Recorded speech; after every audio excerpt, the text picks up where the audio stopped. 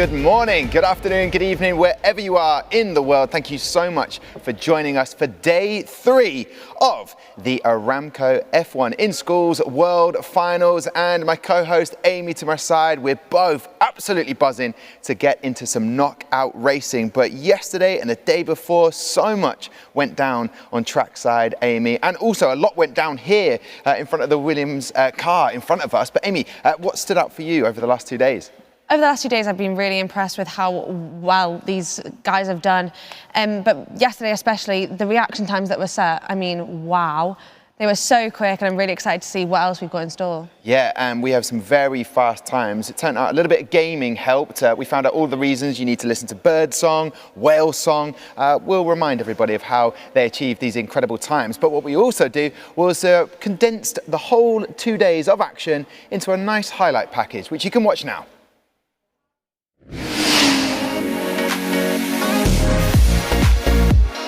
Welcome along to day 2 of the Aramco F1 in Schools World Finals. It is day 2 of racing, and we cannot wait to get started.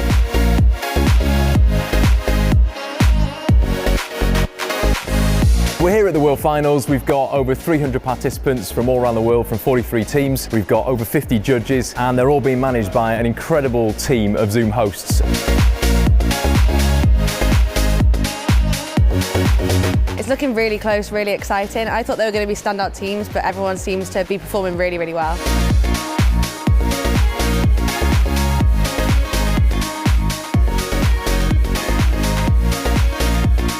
Fantastic day, incredible times, and just the way this has all worked, it's been incredible.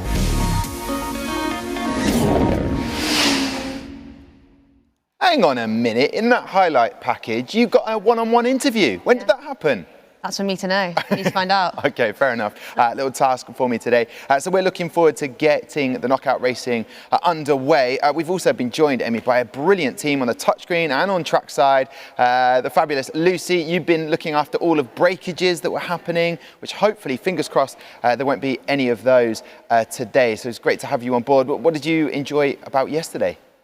I think the exhilaration of reactions and how much it actually impacted the final race result. Obviously, some cars yesterday were really fast, but perhaps with the reactions, some of the slower cars worked their way up through the leaderboard, so it was interesting to see what effect it actually had. Yeah, and also down on the touchscreen we had Sam, Michael and Aaron looking after things and learning a lot actually, Amy, about the graphs and the kind of data that has been analysed behind the scenes. Guys, what did you make of day 2? Yeah, day 2 was really exciting. It was, yeah, as Lucy was saying, lots of interesting races, lots of things to find out. But it always seems for me in the past, racing's been one thing, but then the knockout races is normally a team comes out of nowhere to win it. So I'm looking forward to see who that might be. Okay, and obviously, guys, you will be on side to talk a little bit more on the touchscreen and evaluate everything. And also, Gary Anderson took you around the Williams car. I missed out on that. How exciting was that, which we'll see later on? But obviously he's had a really previous experience working within F1, so he knows cars inside out, and to learn more from someone like Gary is just amazing. Okay, well, we'll catch up with those guys in a bit, Amy. And also, actually, whoa, before we do, you have what in front of you? We have a special guest. I believe this is one of the Unity cars. Wow.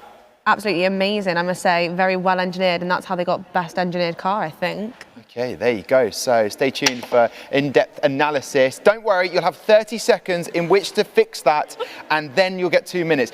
We'll come to that in a sec. Before we chat more about that, and before we get started, let's find out a little bit more about our title sponsor, Aramco.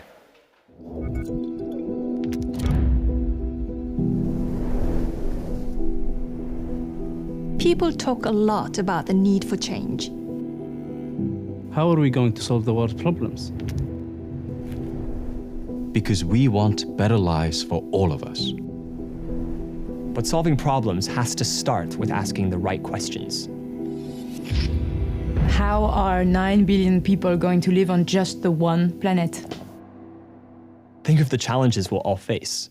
Air quality, climate change, transport, food security. These are all issues that need dealing with right now. It's a massive challenge. And a lot of it has to do with energy. It needs to be affordable and accessible and reliable. It's a complex issue because the world is still developing. I mean, 80% of people have never been near an airplane. Change is inevitable. We'll need more energy. But it has to be viable.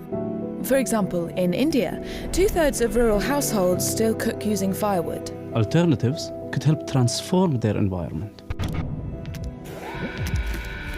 How can Aramco make a difference? Let's face it, oil isn't going anywhere anytime soon. There's nothing quite like it. But we need to find ways to make it more sustainable. Cleaner. Better. Being right at the heart of global energy supply means that we're in a unique place to do just that. What I'm doing won't change things on its own, but if you look at all the other projects going on around the business, it really adds up. Like, right now I'm working on the next generation of automobile engines. The opposed piston engine. When combined with optimized fuel, it means 50% increase in fuel efficiency. I mean, that's just incredible, right? What about our impact on the planet? How we act is just as important to me as what we do. We already have one of the lowest carbon intensities of any major oil producer by a long way. I'm pretty proud of that, but we have to do more.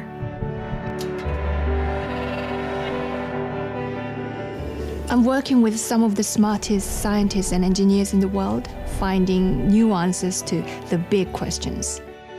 Like implementing carbon dioxide into new polymers or storing it on the ground.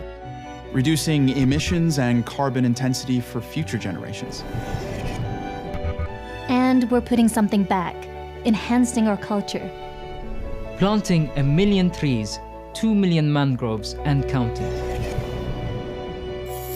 And we have our wildlife reserve in Sheba.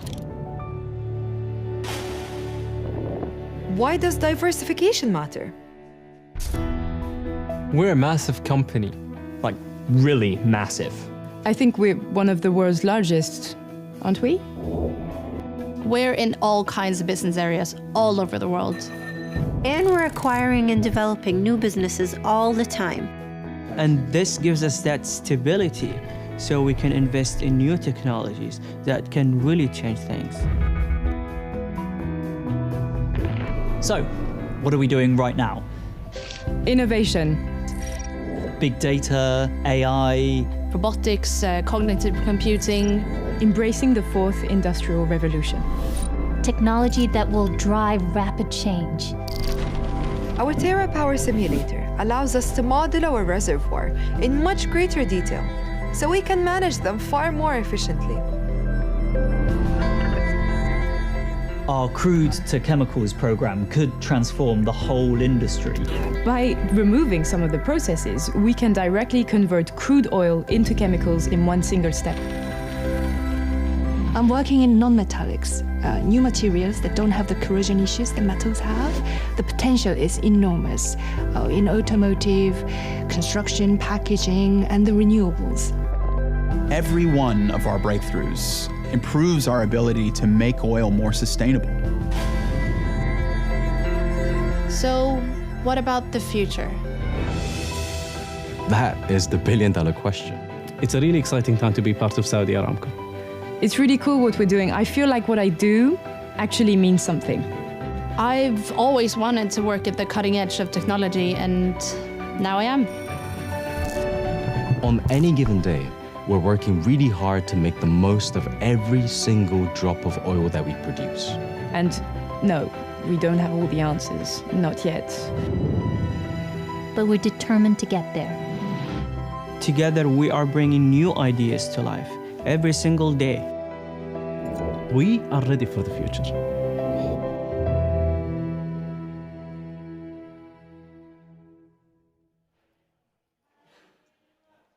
So we are not far away from getting the knockout racing begun, and I'm so glad that you could join us today. Later on we'll be speaking to a very special guest, but before that I want to chat to Gary Anderson, because obviously with this competition going online and all the effects that COVID has had on how we would normally do things, there's been, I believe, a few running procedure changes. Gary, can you give a little bit more light on those? Yeah, it's just for the knockout procedure. So, as Tom said earlier, we've had some fantastic racing so close, it's incredible. We're talking about hundredths of a second between many cars. So, for the knockout competition and to get the fairest possible competition, we have to get 24 cars, we've had to bring in some cars that have a performance infringement. Now, what we're going to do, if you have a performance infringement on the car that's sitting on the start line, you will get a 0.1 of a second penalty. That 0.1 of a second penalty will be added to your reaction time that you have sent in. So as an example, if your reaction time for that race was supposed to be 0.2 of a second, your reaction time will read 0.3, and your car will take off 0.3 of a second behind the car beside it. So basically, if you see two cars going off at different times, that's because of that. But at the end of the track, the actual physical time, that's it. Whoever crosses that line in the fastest time will have won the overall knockout competition. So the leaderboard will always be 100% correct. There's no more penalties to apply afterwards. So it means that because this is all online, you can just read the leaderboard and you'll know the winner. Thank you very much, Gary. And not an easy job for you. You've got to hot foot it all the way up to a trackside now. But thank you very much for explaining that for us. And Amy, a lot of people are probably wondering what happened to Team Unity Racing's car there. They did give you one instruction. What was that one instruction? Don't break it. Don't break it. Okay, but it looks fixed now. Then lift it up again. Sam is joining us for the section over at the touchscreen. Sam, any feedback on Amy's handling of your car? Isn't it? No. In fairness, that wasn't a race car. That was hanging up on my bedroom wall maybe 3 weeks ago. So that's my explanation. The race car didn't do that. Yeah. And how did you find knockout racing, Sam? Oh, I found it really stressful. It was always the bit where it was sort of, it wasn't just the time. It's the now. It's sort of, if this doesn't go well, then we're done for the rest of the day. Whereas racing, sort of track time, see what happens, see if you move further down and everything. Like knockouts, that's it. As soon as you're out, you're out. So that was really hard for us. It is going to be clammy hand time. I'm already tense about it. So Amy, how is the knockout rounds going to work? 5 rounds, I believe? Yeah, so it's basically like a tennis tournament. 2 teams will go off against each other, and they obviously have had the data that they can pick their fastest car in the fastest lane. So the teams have been able to say that they want to have lane A with car A, no, lane 1 with car A, because they believe that that's the fastest. So basically, it'll go like that, and then fastest pair wins, and then they go on to the next round. Now, you may be familiar with the Euros that are coming up. We were given these incredible schedules for today, very much like a tennis tournament, as you mentioned. But this is so exciting. This is the sort of thing I'd be putting up on my wall, getting ready, and then monitoring. So we're going to be doing that. That gets me very excited about this. And we're going to go into that first round. Race 1 is going to be between Olympian Racing and Spark, and both full of energy, full of beans. The Brazilian team taking on the Brazilian team as well. So it's a head-to-head here. Very exciting stuff. Yeah, who can have bragging rights for the rest of the year. Okay, I believe that with us now, Olympian Racing. Good morning. Hi, good afternoon. Sorry, from the UK. This is it. Knockout racing. How do we feel, Alexios? It's a very intense part of the race, the knockouts. Unfortunately, we do have a performance penalty on one of our cars, so that is going to make it a lot harder to beat the other team. But we're still confident, and it's also important, though, for those who may not be familiar with the competition that are watching, that the car is not all. There is a lot of stuff going on behind the scenes, and it's only 1/4 of the entire score that we can get. It is important, but it's not the only thing. And no matter what happens, we're still very confident about the overall outcome. Brilliant to hear you say that, Alexios, and the rest of the team were nodding with you. Yes, very true, Alexios. So listen, we'll go trackside now, and this is knockout racing. So as you mentioned, Amy, they will race twice and trying to set that best time they possibly can. And Alexios makes a very good point there. It's not all about this, but it's a real competitive, fun moment in the competition. Yeah, this is the part where everyone gets to really see who's got the fastest car. And you're seeing really important. Seeing the difference there of times, and on the starting gate. Best of luck to both teams.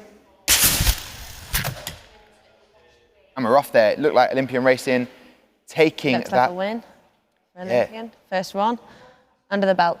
Under the belt. We will speak to Spark in a second. A 1.074, very fast from Olympian Racing. Spark, all the way in Brazil. Good afternoon to you, Spark. Welcome. It's now up to your second car to set a very fast time.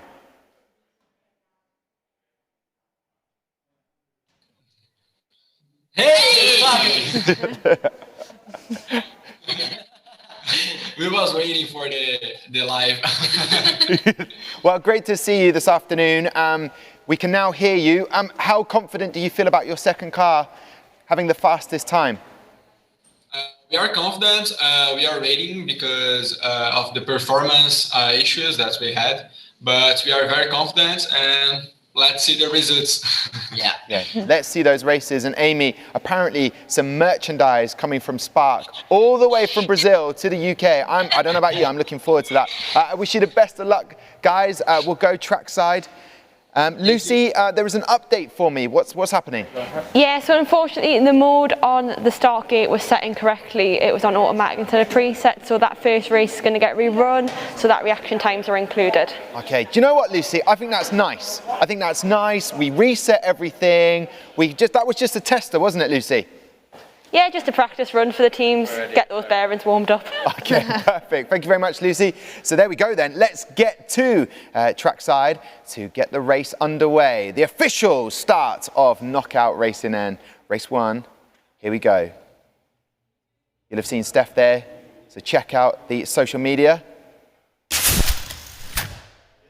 Still very close. Very close indeed. I think it's the Greek team, Olympian Racing, taking it. There you have it, all the data. Gary did say, what you see is, well, you see Oscar, the race director's hand mainly, but what do you see from those numbers? So yeah, obviously really close reaction times, but Olympian just clearly have a quicker car today. Hopefully Spark's second car in a second lane might be just a little bit quicker in order to get the better total track time. Okay, all right then, here we go. Swapping lanes now. I can see Spark chatting behind me, trying to work everything out. Nail-biting stuff though, because there's nothing that these teams can do now, is there? No, this is kind of like the wrap-up of the competition before awards. Everyone's just happy to kind of sigh of relief. Everything's done apart from knockouts. So yeah, nothing you can do, just ride the wave. Ride that wave. Beautiful suggestion there. Let's go trackside then. Let's get race 2 underway. Don't forget, the F1 in Schools HQ is the social media. So check out all of the footage behind the scenes. Oh, just in time. I think an incredibly fast reaction time there. You can see the difference there with that. An Olympian racing 3 green sectors, which means, from my understanding, having the faster of the 2 cars. That means we sadly say goodbye to Spark in Brazil. Guys, thank you so much for joining us. I hoped you'd go further in the competition, but still proving your car is very quick, and that's brilliant to see. Thank you very much. That was a pleasure, and see you soon. Yeah, look forward to it. Hopefully, I'll see you tomorrow for the awards. It's been a pleasure to have you as part of the competition and talk to you. I feel like we're best friends now. I know everything about Spark. Yeah. All right, take care. Obrigado. And Olympian Racing in Greece. Alexios said, listen, it's not all about the racing, but you're through to the next round, and suddenly, Alexios, your eyes light up. You could be winning the competition, but that's, how do you feel? Well, it is a fun competition, the knockouts, but at the end of the day, the truth is that they do not count. So even if we win, it doesn't change the result. So for the other team that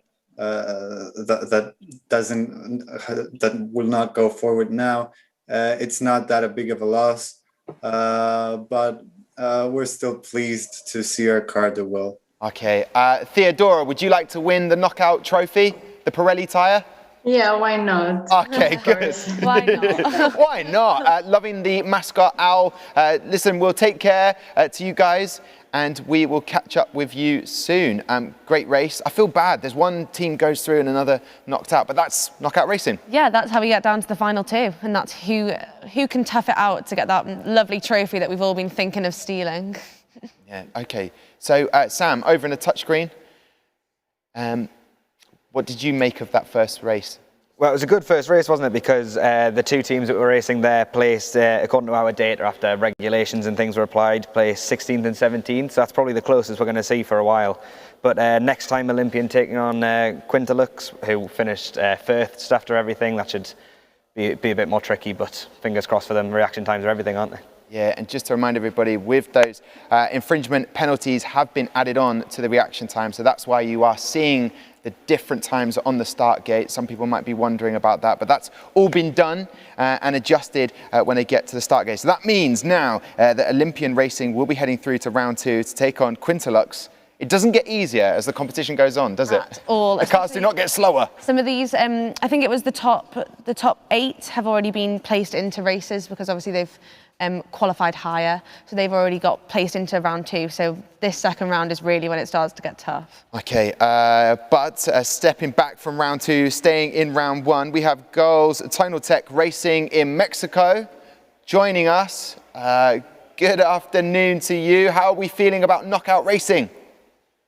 Hi, this is so crazy. We're very excited. And we have your mascot in front of us now, so hopefully bringing you good vibes. And I think everybody around the world has done exactly what you've done in Mexico, put loads of books behind you.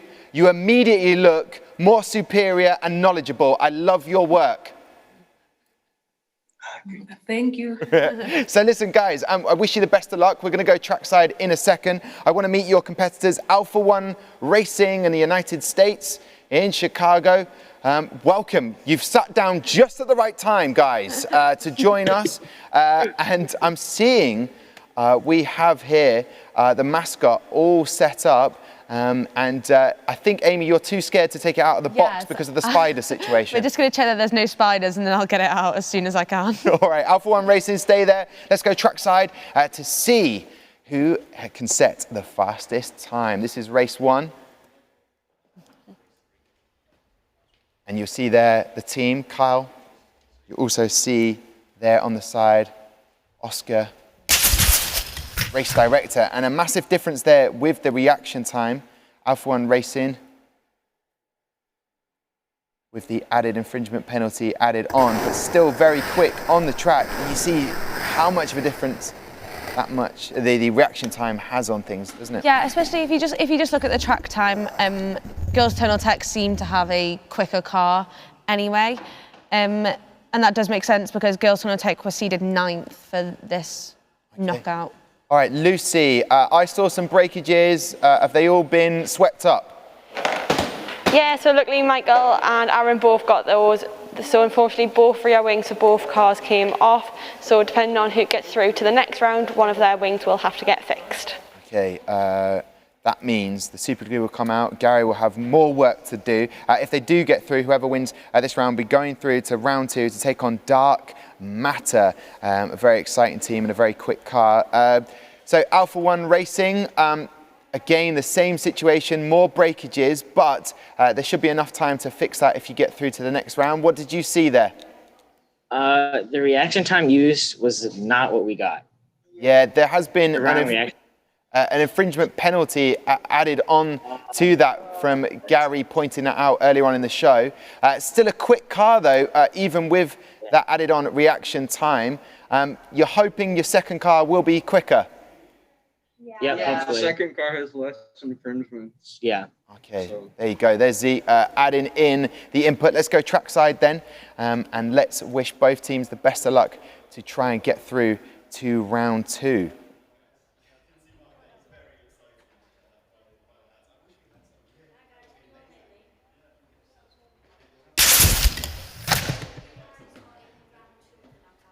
More breakages I'm seeing there. but actually spot on with the track time of 1.110. So it really was the reaction that came down to that. But they were, Alpha 1 were correct in that I think car B probably has less infringements because their reaction time was much quicker. Yeah, much quicker indeed. So we'll find out who is going through to round 2 in just a moment. We'll get confirmation on that. Sam, what did you notice on trackside? More breakages. You preferring to be down here this morning? Well, this afternoon. I keep saying this morning, but this afternoon. You preferring to be down here rather than picking up all the debris? Yeah, get a bad back doing all that. No, it's interesting to see. Yesterday there was much less breakages than there was in the first day for reasons such as, I don't know, Gary putting on more glue than potentially the cars already had. However, obviously today, breakages again, maybe getting a bit weaker, having too many runs to do, yeah, that sort of thing. Okay, right, while I get confirmation, the team going through to round 2. Lucy, a lot of breakage. Is there going to be enough time for whoever goes through to round 2 to get fixed? Well, for the girls for Tonal Tech, it's looking like, because they have a metal rear wing, it's just slightly bent back, so luckily no glue's needed for theirs. It just needs to be back into place by Gary, but unfortunately for Alpha 1, theirs will need glue if they get through. Okay, and Lucy, can you do me a favour? We have not spoken to him over the last 2 days, and that is Oscar, the race director. Can you please ask him if he's up for being spoken to? I know he's a director now, so I don't want to put him under too much pressure, but just to find out how he's found the last 2 days. How you found the last 2 days, Oscar? It's good. We've had our ups and downs, but I mean, we've managed to keep everything on track, if you pardon the pun, and yeah, we're just looking forward to getting through the rest of these races without any hitch, really. Fab. All right, great stuff there. And you saw Michael from Unity Racing trying to get in the shot. Typical of him. Well, listen, Alpha 1 Racing, I have been confirmed, unfortunately, that it is it for your journey in the knockout races. But as Alexios from Olympion Racing says, this is almost for the fun of the competition. And we wish you the best of luck for the award show tomorrow. Thank you. There you go, Alpha 1 Racing with their mascot on the table. But that means that girls at Tonal Tech Racing, congratulations. You are going through to round 2. We will see you very shortly. Happy? Yes, yes, so much. Okay, well, in the meantime, you can read a book behind you. We will see you very shortly. Take care. Great to see those guys doing really well, because when we spoke to them over the last 2 days, Amy, they were unsure whether they would have a fast enough car to get through to round 2, but they've done exactly that. And as you can see on the screen, Girls Tonal Tech Racing will be taking on Dark Matter, and they are very evenly placed, those two teams. Yeah, Girls Tonal Tech must have done an absolute ace job on the car, because they were their track time yesterday wasn't as high as some of the other places, but obviously with these infringements, a lot of teams have kind of suffered the blow, but Girls Tonal Tech must have made a very regulation-worthy car. Yeah, we like to hear those words. F1 in Schools World Finals, brought to you by Aramco. We're going to change that up because Fabulous 9, I believe, can join me now. Guys, it feels like I only spoke to you yesterday because that did happen yesterday. How are you? Yeah, we're doing great. We're doing great. Everything was good. And what have you made of the knockout racing so far? Nervous? Tense? Very nervous. Surprised, pleased, and like all emotions, mixed emotions going here and there. Yeah. And you will be taking on Cyclone Racing, a very quick car. How do you think you will do? Design engineer, tell me everything. Are you confident? Oh, why me? Well, I think we'll do okay if our reaction is fast. Okay, all right, well, best of luck to you. Also, I just mentioned them, Cyclone Racing, all the way in the United States, with their 4 computers, 3 flags, there are 5 teammates. This is a callback to day 1 when we did all of the adding up and counting of the team members. Cyclone Racing, how are we feeling? Knockout racing is very nerve-wracking, right? Yeah, we're a little nervous. We have penalties on our reaction time, so a little nervous. Okay, but feeling confident with the car, and of course you have the, we're calling it the Teletubby rear wing design, which is incredible to look at. Have you enjoyed the competition so far? Yeah, it's really fun to watch and see all the cars racing. Okay, all right, here we go then. Cyclone Racing, best of luck. We go trackside now. Fabulous 9 taking on Cyclone Racing. Let's go trackside.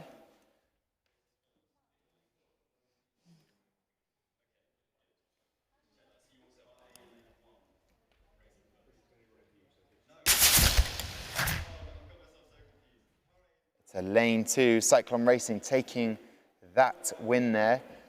Even though track time 1.065 for Fabulous 9. Quick car, what do you see there? That's a very quick track time from Fabulous 9. But obviously, Cyclone Racing must either have really, really quick reactions or very little infringements. Ooh, okay, there you go. 1.124, overall 1.415. So great stuff from Cyclone Racing. Do you feel a bit more comfortable now with that time? Yeah. Yeah. Ready for us to be in lane 1 with our beat. Cool as a cucumber. Yeah, that's a phrase. Cool. Do you have that phrase in the United States? Cool as a cucumber? Yeah. Okay, good stuff. Good to check. My friend during lockdown really struggled, wanted to do a recipe, but kept saying couldn't find it because there's no cilantro in England. And I was like, okay, I'm just going to leave it there. You definitely mean coriander. But anyway, here we go then. So whoever wins this will be going through to take on Team IQ, and we can find out whether those times can be bettered. Let's go trackside now to see Fabulous 9 racing against Cyclone Racing.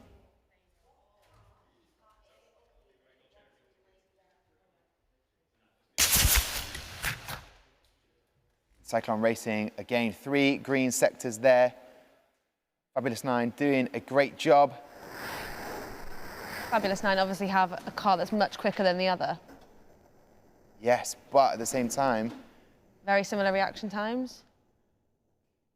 you see there in the replay, a mobile phone, a very glitzy mobile phone from Steph. So don't forget to check out the @F1 in Schools HQ. Cyclone Racing, I believe, I want to confirm it, but based on those 3 green sectors, you'll be going through to round 2.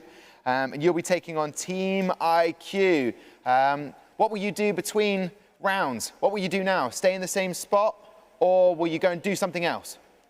Probably just sit here and watch the rest of the races. Okay, all right. Well, listen, enjoy that. Congratulations on going through to round 2. We'll say goodbye to you, but soon we'll be welcoming you back to the F1 in Schools global headquarters. Let's speak to Fabulous 9. Commiserations to you, but still a very quick car and times on the track. Amy and I both noticed that, so you have to feel very proud with that. We're okay. Yeah. We're okay. Okay. We are That's a okay good to race, be on the knockout race. So Okay. yeah, it still feel good. Yeah. Yeah, Hey, it just feels good. out of 43 teams, you made it to the 24. So you have to take the achievements where they are. Congratulations to you guys. Lovely to speak to you. We'll hopefully see you tomorrow in the awards show. Thanks a lot. Okay, thank you. Thank you. Hope to see you tomorrow. Bye. Yeah, me too. Take care. Bye, Mirza. So there you go.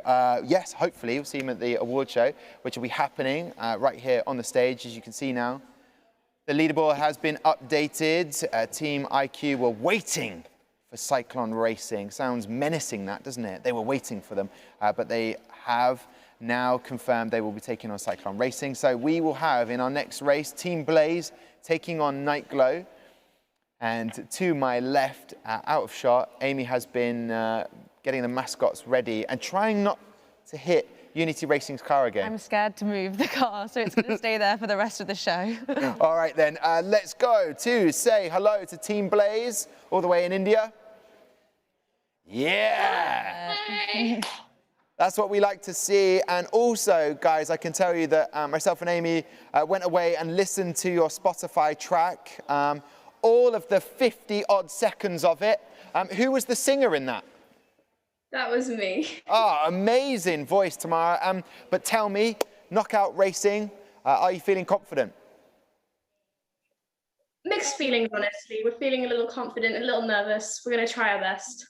Okay. Well, fingers crossed. Yeah, fingers crossed. Yeah. Fingers crossed to you guys. Loving the setup, loving the hair. So best of luck. Let's see your competitors on the track. It is Night Glow. Yesterday there was only 2. Now they are back to the magnificent 3. Welcome. How are we feeling about knockout racing? Really nervous.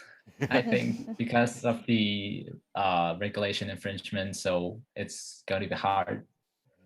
Harder, but not impossible. That's something that we learn a lot in F1 in school. So I wish you the best of luck, guys. Let's see how race 1 goes on. Out of the 2 mascots, Amy, which is the softer one? Oh, that's a really hard question. That's the hardest question you've asked me because they're both absolutely lovely. Okay, there you go. Well answered. Sam's by the touchscreen, ready to have a little bit of feedback and sort of input in what he sees on the track. Going trackside, of course, you have Oscar, the race director. Someone else we haven't mentioned much is Kyle, the man from Northern Ireland with the... slippery hands. Slippery hands. It's so hot up there trackside that we've noticed a few of the people getting slight clammy hands, but they are very delicate moving the cars back and forth from the lane. And just to explain, Amy, while we get things going, you have a preference of which lane to use, is that right? Yeah, sometimes I think certain cars feel better in certain lanes. I don't think it's anything to do with the setup, but you have a lighter car and sometimes you think that the data can say that it performs better in one lane. So you get the choice in knockouts to put fastest car in the fastest lane and then the other one goes in the other one. Okay, I'd be curious to know which one that is, but as you can see, slippery hand Kyle. Never play cards with Kyle. That's something I've been taught. And we are seeing them all get the track ready. Everything's checked. He's gone for a left hand. Race director Oscar. Here we go. Best of luck to both teams.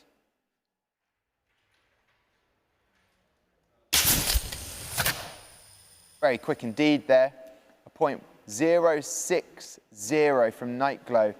Very quick indeed on the track and giving them 3 green sectors there. And I was just waiting to see if I saw any breakages, but all looking good there, Amy. Yeah, it looks good. Obviously very close reaction time, so it'll come down to who had the quickest car in that one. Okay, guys, all the way in China, how are we feeling, Nightglow? We're quite surprised because our car was even faster than yesterday, so we are really impressed by that. Oh, that is good. That makes you feel a little bit more confident, and there's a smile at the bottom of my screen right now from one of your teammates who's very happy with that time. So fingers crossed you can go even faster for the next one. I want to talk to Team Blaze. Still a fast time, but Nightglow just had that little edge on you there. Yeah, I think it was the performance penalty because our reaction time wasn't the same as what was shown. Yeah, okay. I'm going to go over across to Lucy, our pit lane roving reporter, giving us the lowdown on all the breakages, anything that's happened. Lucy, give me the update. All good up here, just about to set off racing now. Okay, all right. Well, there you go. That was quite a short update. Very short. All right, we're ready on track then. Let's get to it. What are we waiting for, guys? Let's go. Let's have some more racing. This is race 2 between Team Blaze and Nightglow.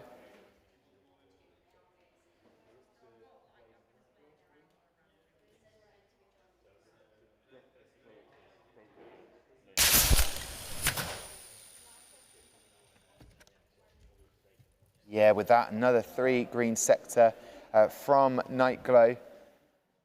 Just doing what they need to do to go through to round 2.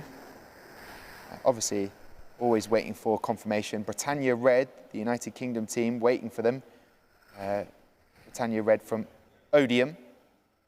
A very competitive, successful team there. I've got Team Blaze to my left on the screen. Team Blaze, I mean, every time I chat to you guys, I look at the background. You've got so much going on. It's brilliant. Such a really strong team identity. Tell me, how do you feel? I believe you're not going through to round 2. So what's going through your minds right now? I think, first of all, we're really, it's okay if we lose. I mean, that's the whole Phoenix situation. We always get back stronger. And I think it's fine. We're really happy and pleased that we even got so far, but hopefully we see tomorrow as well. Yeah. In the meantime, you're going to have to put the other song up on Spotify so I can hear it, Amy can hear it, and I know that you are going to be a very successful and strong team. So the best of luck to tomorrow. That's Team Blaze. Take care. And now we can chat to Nightglow, who are going through to round 2. How do we feel? Yeah, like a bit happy, but also nervous about the second round since it's it's going to be harder. Yeah. Yeah, but I can tell you this much. Britannia Red do not have a mascot. So you win that round. They do not have a mascot. You do. So this is good. All right, Nightglow, we'll speak to you very shortly. Take care.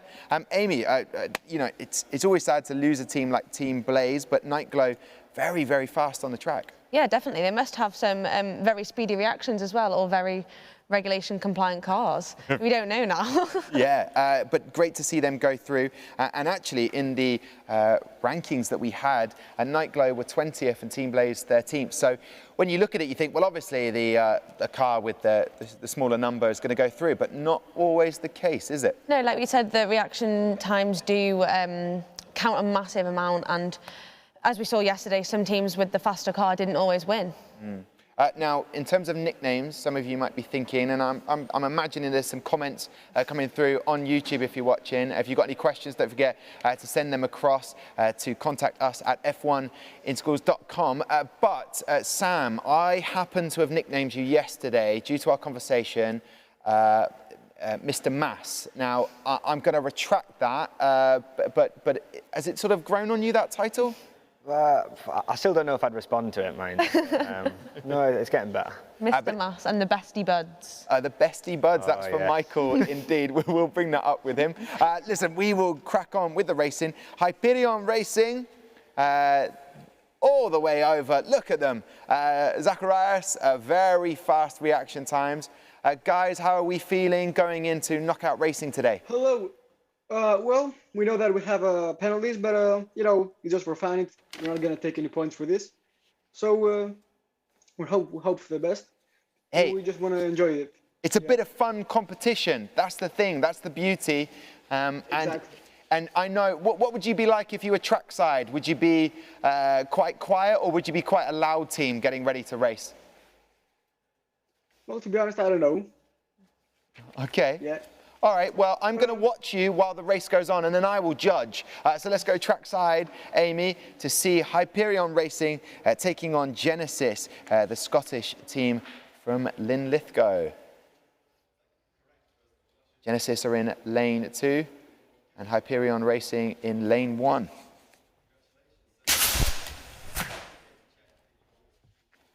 That was very close, that one. Very close indeed. Genesis just taking it for that track time.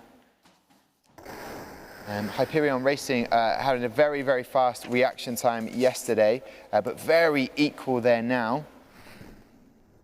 And yeah, great to see that. Also, you're seeing now at the stage, we've got an F1 Williams car in front of me, plus the Pirelli tyres. Hey, what did you make from that race, Amy? Yeah, so obviously Zacharias yesterday had the fastest reaction time that we'd seen. So either this one wasn't as quick, or there could have been some issues with the car. Hopefully the next one won't have as many issues, and we can hopefully see Hyperion take a race. Okay, Hyperion, best of luck for that next race. Genesis, all the way in Scotland. Good afternoon to you. How are we feeling after what you just saw on the track? Confident a wee bit, quietly confident. I mean, that's a really good time for our car, so we're happy with that. Yeah, it's good to be happy, and I'm seeing all the success that you've had in your pit display. So hopefully we'll be adding that Pirelli knockout trophy to the pit lane. But we'll get trackside right now, because we will set the next fastest time that we possibly can. And hopefully Genesis will have a belter. No mascots from either team, though, on this one, Amy? No mascots today. Oh, okay. Maybe they can work on it. Okay, for next time. Here we go, best of luck. Wowzers, that was very fast indeed from Hyperion Racing Team in Greece. Just got such a fast start there. And then very quick on the track. Yeah, very big lead there. So we will wait for confirmation. We're just watching the replay now. I think Mr. Mass is a better name than Kyle's one. You know. Slippery hands, Kyle. Yeah, I think I would go for Mr. Mass. We've got Big Lawrence up there too. Big Lawrence. Big Lawrence. That's the first time I've heard his name. So Genesis, I am hearing while I wait for those results to come through. What did you make of that race on the track? we're a little confused. It doesn't look like a regular time for our car, but I'm sure we'll figure out what's going on in a second. Yeah, okay, but fantastic to get this far along through to the 24. I'm hearing that you are actually going through to round 2 to be taking on Nebula, so congratulations on that. It's always a nerve-wracking moment, nerve-wracking for myself and Amy. We're waiting for confirmation, but taking on Nebula, what will you make of that? We're thrilled, yeah, very excited. Just excited to see our car race more times actually, so that sounds like it's going to be a lot of fun. Okay, all right, well, I'll let you sit there, and I don't expect you to move until I see you in round 2, so get refreshments brought to you. Yeah, freeze frame. There you go. They've done very well there. Lucy, what's happening trackside, and what can you update us on? So Genesis might have been surprised with a slow track time there, but it was actually a dodgy canister. But because the round 1 race was faster anyway, they have automatically gone through there. No need to rerun. Oh, okay, good. Okay, no need to rerun. That's what Lucy's saying. Hyperion Racing, commiserations. Genesis having that faster time there on the track. We say goodbye to you, but most importantly, this is just a bit of an added extra competition. No points at stake for the actual F1 in Schools World Final. So you can still feel confident that maybe tomorrow picking up a trophy. Well, we hope so. Congrats to Genesis. Congratulations. See you. Ah, perfect. Well, listen, always great to chat to you at Hyperion Racing. Enjoy the rest of the day. Fingers crossed we see you tomorrow. And yes, a very animated team whilst the races are going on. I can confirm that. I wasn't sure. So what happens now then, Amy? We move on. So what happened then was Genesis obviously had, so it's the overall fastest track time, total track time. So Genesis obviously had the first fastest track time of a 1.407, I think. Yeah. So there was no need for the second for them to run in a second time because Hyperion's time didn't beat them anyway. Okay, all right. So we move on then to a name that has a place in your heart, Team Tachyon. And they will be taking on the Irish team. Now, I'm going to have to do a massive apology to our Irish team, but I'll do that in a second. First of all, Team Tachyon, good afternoon to you, all the way from Brazil. Hi guys, how are we feeling going into knockout racing? Excited or just really looking forward to having a bit of good old fun competition? Looking forward to the fun for sure and watching all the teams race. Yeah, and do you still want the bragging rights of having the fastest Brazilian car in the World Finals this year? Of course we do. There's no way to say we don't. Yeah, I can't wait for the social media, the hashtags, fastest Brazilian car of the World Finals 2020. You can already see they've wrote them out. Pedro's already got them actually mapped in. Let's talk to our Irish team, and I have a massive apology.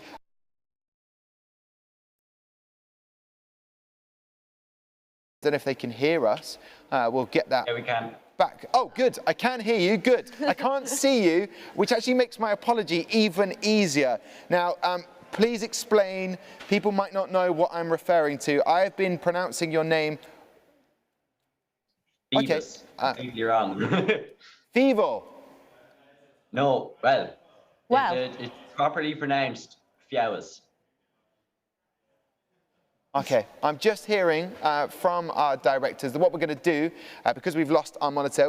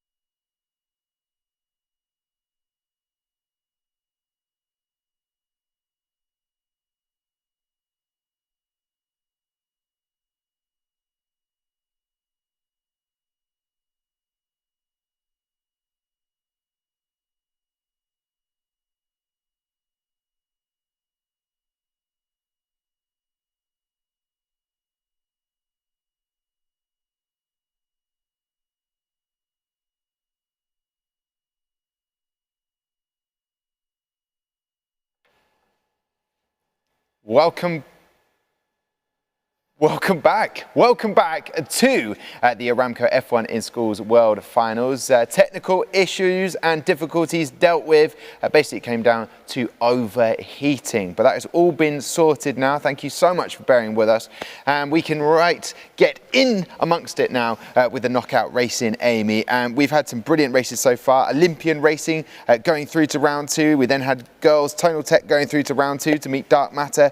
Team IQ will be joined by Cyclone Racing, then Night Glow and Genesis all getting a win, and we still have more races on the way. And we were trying to chat to our Irish team that have joined the F1 in Schools World Finals, and I was in the middle of an apology. I could sort of hear, I've been pronouncing their name wrong for the last 2 days, and I influenced you, so I have to apologise to you as well on that. But we will find out the official pronunciation for it. But great racing so far. Yeah, definitely. There's been some surprises, I think, but they're doing really well, and I can't wait to see who ends up getting through to the semi-finals and then the final. Yeah, so I have been pronouncing their name as Phoebus Racing. That is incorrect. I think they did try to tell me I was incorrect at one point. Rory Kane, I'm pointing that to you. But Fialvus, am I pronouncing it correctly now? Not quite, you're nearly there. It's Fialvus. So if you think of a cat that goes meow, but replace the M with an F, you get Fiao, and then say us, and you get Fiaus Racing. Fiaus Racing. Fiaus. Yeah. Okay, well, I do apologise. You should have told me on day one. I wouldn't feel so silly, but a massive apology to you, gentlemen. What have we made of the knockout racing so far? How do you feel your car is going to do? Well, I think everyone's car has done supremely well. Like everyone's, it's been really fantastic to watch. And everyone should be quite proud of the cars they've put forward. It's really, the standard is quite high. The top 21 teams, there's what, 0.05 between them all, between first and 21st. That's ourselves. As to our car, there's been some performance issues with the regulations, so we'll see how that translates towards the reaction times. We are optimistic, but we have it on our minds that, there has been issues with the rear wing breaking off with each car at the end of the race. It's a flaw in the design. Unfortunately, as I said, it is what it is. And the best we can do is hope for the best. We're really happy to have gotten to the knockouts, even with the flawed design, and hopefully we can progress. That's what I love to hear, Rory. And by the way, while you were talking, it's like hypnotic when I'm looking at your background. It's like on Batman or something like that. I'm being sort of hypnotized in some way. Rory, we'll catch up with you in a second. Let's go trackside then to see the action. And as I look over Amy's shoulder, I can see a huge TV screen showing us trackside, which you should be able to see wherever you are around the world. Best of luck to both cars. It seems to be Team Tachyon taking that.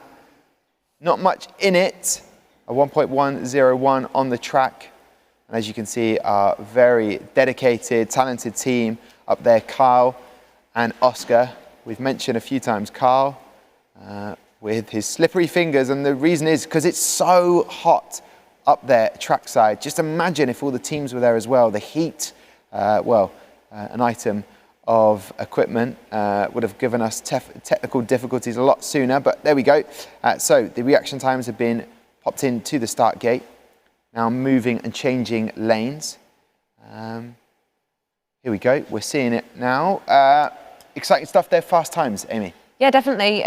Tachyon and Fialvus have very, very quick time, so excited to see. Okay, let's go back trackside then. Best of luck to both teams in the knockout racing.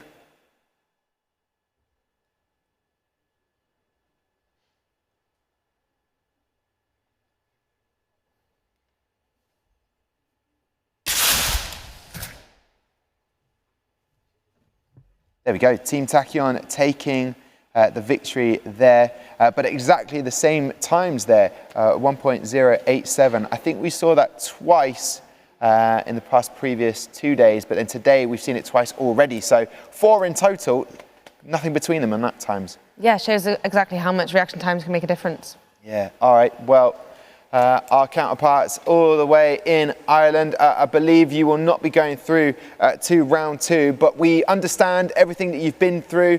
Will you be coming back next year to maybe improve on the car times? No, we won't be. We're going into our final year of school now, and it's just always feels slightly more important to focus on our final exams, the leaving cert, than it is to work on F1, which is a shame. And we've all really enjoyed the time of competition, and do wish we could go again. But unfortunately, our education does have to take precedent. Yeah, and I'm sure the F1 in schools will help in some way, especially in any of those STEM subjects. Always a pleasure to chat to you guys. Take care, and hopefully we'll see you for the awards tomorrow. And because of that, saying goodbye to us, we will be saying congratulations to Team Tachyon. You are going through to round 2, proving the Brazilian cars, damn, they're quick. Well done, Team Tachyon. Thank you. We're very happy. Of course, even though it's not for points, it's always fun and to see everyone race and all the excitement. Yeah, I like it, Amy. They're keeping very measured, aren't they? They're not saying, hey, this is the be-all and end-all, but it's nice to know that your car is succeeding. And yeah, well. you can definitely see the smiles under those masks. Yeah, we can see it with your eyes. All right, well, we will chat to you later on. Pedro, get on the social media. Start posting about it now that you're through to round 2. We'll catch up with you very shortly. So there you go, Team Tachyon going through to round 2. They will be meeting Team Rocket, our Portuguese team. They have a mascot, so stay tuned for that. But we head back to our next matchup, and we will see that Skull Bulls Racing Team Mexico will be taking on Team Hyperbolt. What have you made of those two teams so far? Obviously very charismatic teams. The Skull Bulls Racing have a big fan base. Excited to see if the Bulls there. But yeah, Hyperbolt have obviously had some issues with developing the car, but obviously they've still got a very fast car, so well done to them. Yeah, they've done incredibly well during being over in India and in these current times, being able to compete, so they've done a fantastic job. And we know how they managed to get their reaction times. A nanosecond sleeping, basically, little naps. Sam, stay over by the touchscreen, don't go anywhere. He looked like he was going to leave because we are going to chat to Skull Bulls Racing Team Mexico. Oh, we like it. That's new. Hey, hello. I'm liking this. Mexico. Yeah, what are these hats that you're wearing? There are mariachi hats. Mariachi hats, I love it. Well, listen, I hope that you will be singing and dancing and being very merry if you get through in the knockout rounds. Are you happy to be here, to have made it to the top 24 teams? Yeah, it take us for surprise because we have not the better times, but the design is the thing that helped us very much to get over here, and we are very proud of that. Okay, well, fingers crossed the mariachi hats will help you. Let's go over to the track to see what times these cars can set. We will talk to Team Hyperbolt. We'll do that in between races. All about trying to set that fastest time. Here we go.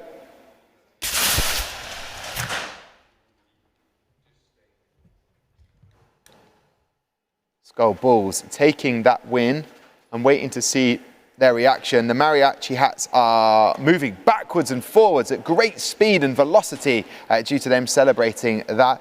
Before I come and chat to them, Team Hyperbolt, all the way in India. Good afternoon to you, gentlemen. Welcome to Knockout Racing. How do you feel about it? And Sadaf, have you done any power naps before joining us? Actually, this time I did the other reaction link because we felt like we should all get an equal opportunity to do the reaction time. Okay, I didn't quite get all of that, but Sadaf, did you power nap? Yes, sir. All of our team members did a power nap. All of our team members held their breath, and all of our team members hopefully will get a great reaction time. Brilliant. So it's great to hear that you all set those reaction times. Ariane, welcome to the knockout racing. I wish you the best of luck. You know what they have to do. They have to be faster than their opposition, Skull Bulls Racing. But hey, anything can happen. Definitely. It's nice to see that they're all sharing out the reaction times as well, because obviously it's just a bit of fun, not a lot of points involved. So it's just nice to see, yeah. Okay, let's go trackside then. Sharing out responsibilities. Hopefully that works for the guys at Team Hyperbolt. They are in lane 1. Skull Bulls Racing are in lane 2. Seems to have worked there for Team Hyperbolt. Very quick reaction time of 0.238 on the track means a time of 1.290 and a total time. It is all about now who has the faster time out of those two races.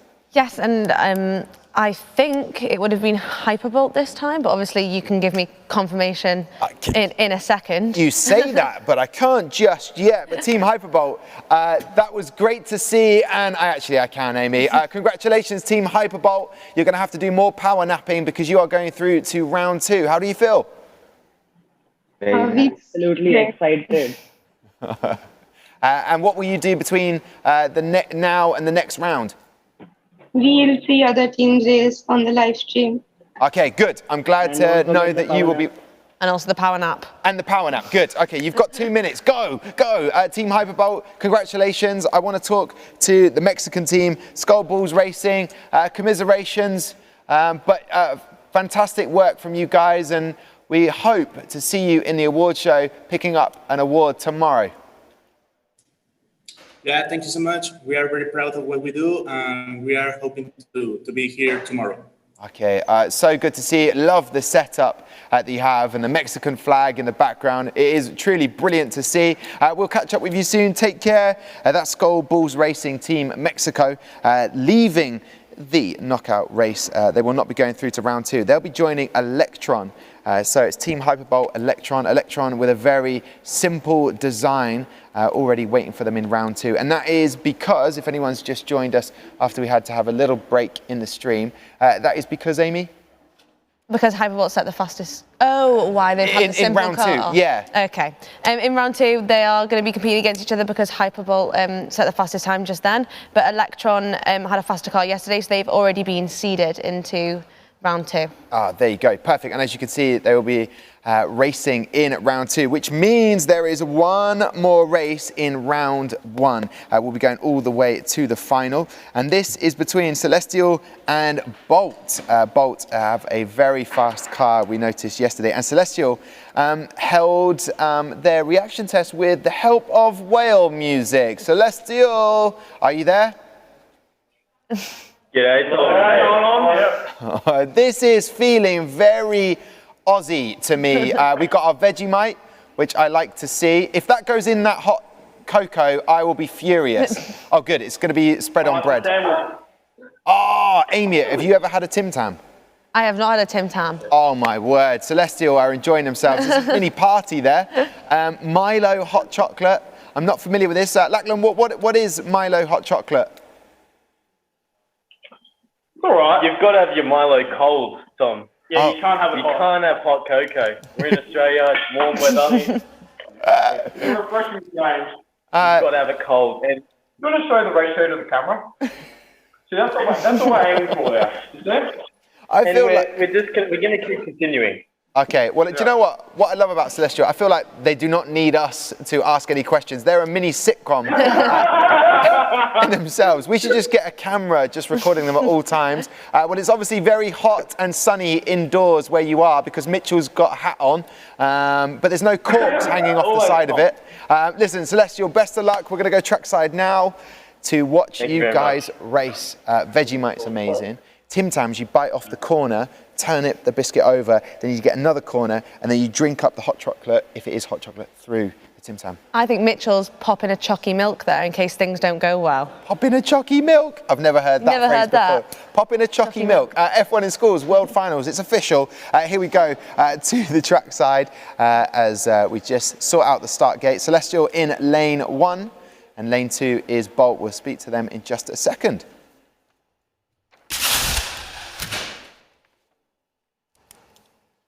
Very quick indeed, a 1.036. That is fast, real fast. Sam, what did you see there?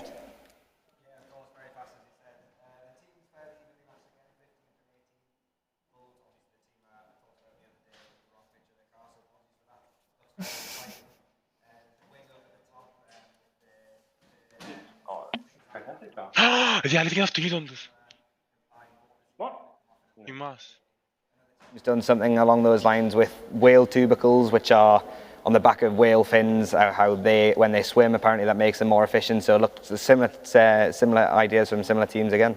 Okay, all right. I've been joined by Bolt, Andreas, George. Great to have you with us. Made it to the knockout competition. What are we seeing in the competition? It's really tough. Yeah, we've lost some World Cups and we can see the times have gotten worse, but we're keeping up due to George's reactions. Yeah, George doing a great job with your reaction. Celestial have hot chocolate. Do you have hot chocolate where you are in Cyprus, or do you have cold hot chocolate? Cold is preferable as well. It's like 14 degrees in Cyprus as well, and I don't want to go back to Cyprus at the moment. No way. All right, so there it is official. Let's go trackside then for race 2.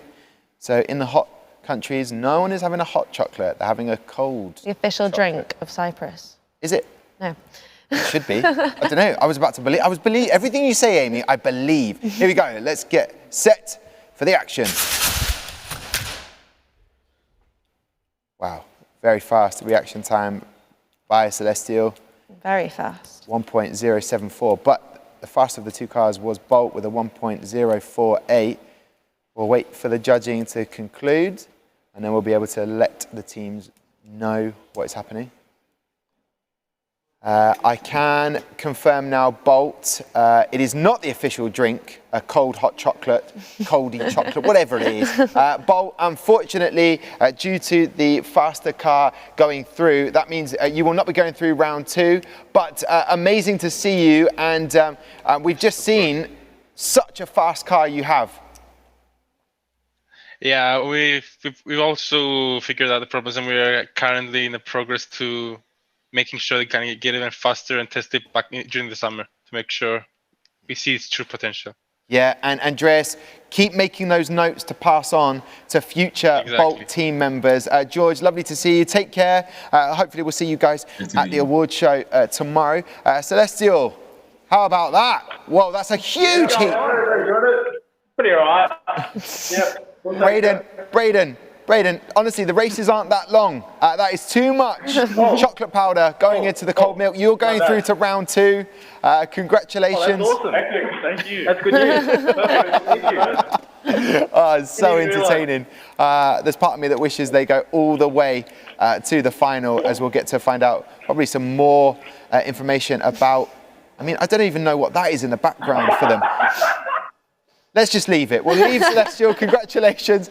There is a spillage in Australia. Could someone please look after Braden? Here we go then. Round 1 and 2 is all lined up. Round 1 is done and dusted. And talking of dusting, that table needs dusting down from all of that chocolate powder from Braden. It's kind of like the cinnamon challenge, that, in many respects. So round 2, we're going there to get racing underway. We will start off with Quintilux, who we haven't seen yet. Oddly enough, on their social media, they've been doing a very, very funny job indeed of pretending they are in Australia, because that's where the World Finals would have been. Sam, what did you see in those speedy cars? Yeah, well, something that really stood out to me was obviously the cars are rated 1 to 22, as you said before. However, the team in 15th actually set the fastest time in that round. So Celestial, just at the end there, set a time of 1.174 with the reaction time included, with second best being Olympian Racing in 17th. So teams placing 9th, 11th have been significantly beaten by the teams lower down, which is, as I said, knockout, exciting. Anything can happen. Yeah, were you aware that Cyprus' official drink is a cold chocolate? Cold chocolate. Yeah, everyone knows that.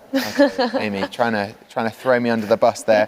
But it was great. Some of the snacks that they had, bringing a little bit of that Australian sort of culture that they're well known for. Yeah, it's really nice to see the cultures. I like it when teams kind of try to include a little bit of where they're from, just to give us a little bit more of the personality and what surrounds them. Yeah. Yeah, definitely with that culture. And so the Tim Tam, just to explain for anybody, if you've never had one before, some people say they're just like a penguin that we have in the UK, but they're not. So the biscuit, you bite off one corner, flip it over, bite off the other, and then you use it as a straw with a hot beverage. So when you get the beverage, you sort of come into your sort of lips and then put a whole biscuit in your mouth. Unbelievable. We've got to get them to send them some over. Yeah, yes, please. Celestial. Make it happen. Please. And please don't put so much hot cocoa in as you did before. Right, before we head to round 2, we want to bring you up to speed with everything that F1 in Schools does.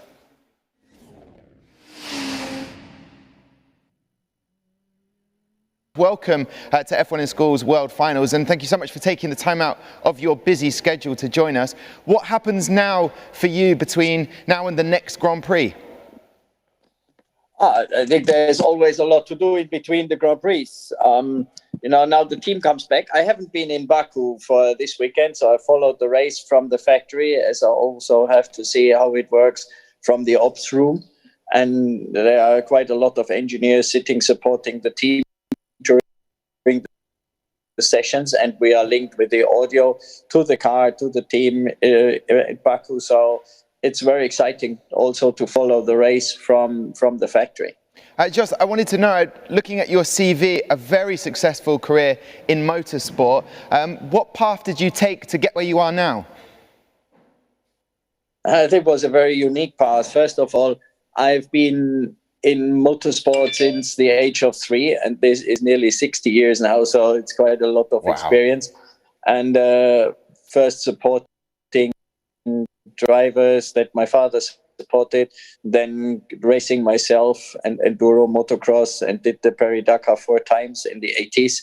Well, I think that really was the basis of the career in motorsport, as if you are with a small team with just 2 trucks and 4 guys doing everything on our own, so you learn every single job that you have in racing. So in other categories, when you look now at Formula One teams, you have specialists for each job, but it's very good to have done each job yourselves in the past, even if it's long ago.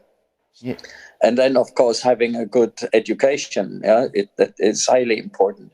I was at a good school, and then I joined the Technical University of Munich, what is a very good engineering university in Germany. And based on that, linked to having done an internship and do my diploma work at BMW, what I have very much fought for to get this, and doing my work on the gas exchange on that time the first M3 engine, the 4-cylinder 4-valve engine, and then got employed by BMW during my diploma work. And see, as this started, that's why I very much believe and support the initiatives of the schools, of the universities, to get placements at teams or at car manufacturers or in general in the industry, because there you learn the real life. And when you can combine at an early stage real life with the learning life and studying, then I believe this is the best combination to have a successful career. It's incredible to hear that journey, and I know that there's many long hours, so seeing that Williams Racing is sponsored by Lavazza with all the caffeine does help with those long hours of work. Jos, what qualities and skills do you look for in a management team? First you need we'll say a high expertise in the various areas. So if we look as a technical director, you need a very well experienced and I say high quality engineer, who has sit at the drawing board, who has done racing and worked his way through to various steps of the career. And I also believe that young engineers should have various steps in racing, going maybe starting with Formula 4, starting on lower levels to learn also more, also different categories, like if it's rallycross, it's rally, it's touring car, it's trackster racing, but to have a wide range of experience. Of course, when you see some of the guys we took from your engagement, they went straight into Formula One. I think that can work as well, but it doesn't work for the majority. So, and if that doesn't work at the first instance to get in a Formula One team, then I think the young students should not give up. They should seek opportunities in other areas and other categories and work their way up. What can be quite exciting. It's interesting you say that, just because our F1 in schools students learn an array of academic and life skills to help them in a STEM career. If there was certain things that we've experienced over the last 15 months that they need to have to be part of a team, are there any things that come to mind for you? What do you mean exactly? In terms of over the last 15 months, the students will have competed in F1 schools to make it to the World Finals. Is it the tenacity, is it the hard work, is it the drive that makes them be able to be part of a successful team?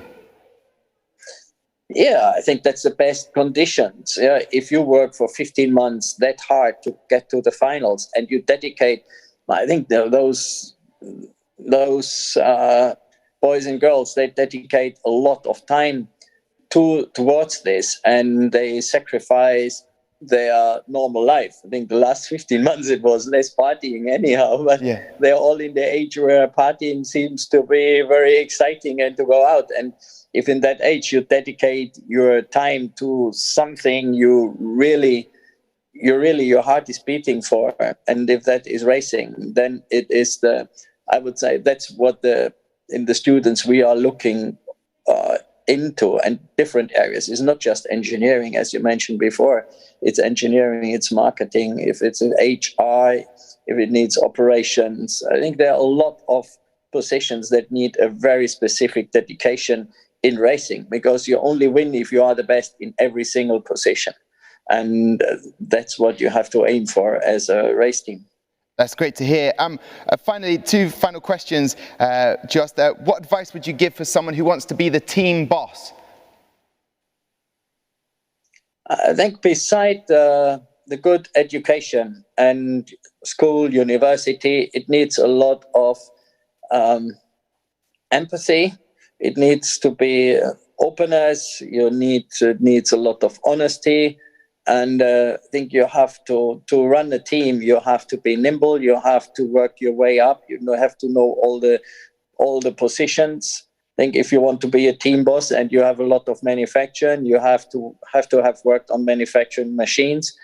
You have to have an idea and an experience of all the various areas that make a great team. And I think that takes a while, and I would say, don't rush and don't aim for it. Through my career, I never thought, what is the next step? I always tried to do what I'm doing as best as possible and be the best in that area. And then the opportunities come, because people will see your dedication, they will see your abilities. And then I think then the career makes a much different move. Instead of planning your steps and just do the best job you can, and then opportunities will come. And I think that for me, it was much more exciting to see what is coming up then, instead of planning what is coming up next. So always focus on the job, do the best you can, and then this will be recognized. That is fantastic to hear from you, Jost. That actually answers my last question. So all I will leave to say to you is expect lots of emails from these F1 in Schools World finalists trying to test their craft further on in their career, Jost. So thank you very much for giving up your time to speak to us today. Yeah, thank you very much. And I just can say and encourage all the students, every email is very welcome and will be looked at very carefully. And I love to work with young people, and I love to help students to go for the next step, and I will dedicate my time to that, and we'll take that very serious. So every email is very, very welcome. And I encourage everybody for the finals, and I keep my fingers crossed for everybody to win, and I'm really looking forward to see the result and maybe some footage of the finals. Fantastic. Thank you so much for your time. Take care, Jost. Yeah. Thank you very much, Tom, and all the very best, and having an exciting final. Yeah, we're hoping for a very exciting final too, Jost. I did say we'd be chatting to a very special guest, and that was Jost Capito, CEO of Williams Grand Prix Engineering, and having some amazing constructive sort of tips for the guys competing today, and hopefully going to be award winners tomorrow.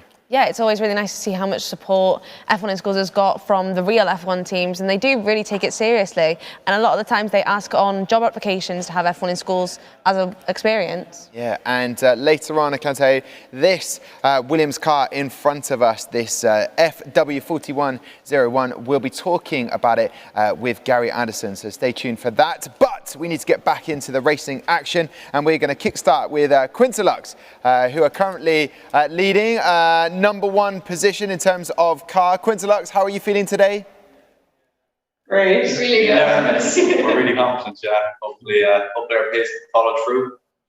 We spoke to Celestial in Australia, and it's funny because I've been looking at your social media, and you've been in Australia, you've seen ostriches, you've seen the Great Barrier Reef, very funny. Can you explain to everybody what this is all about?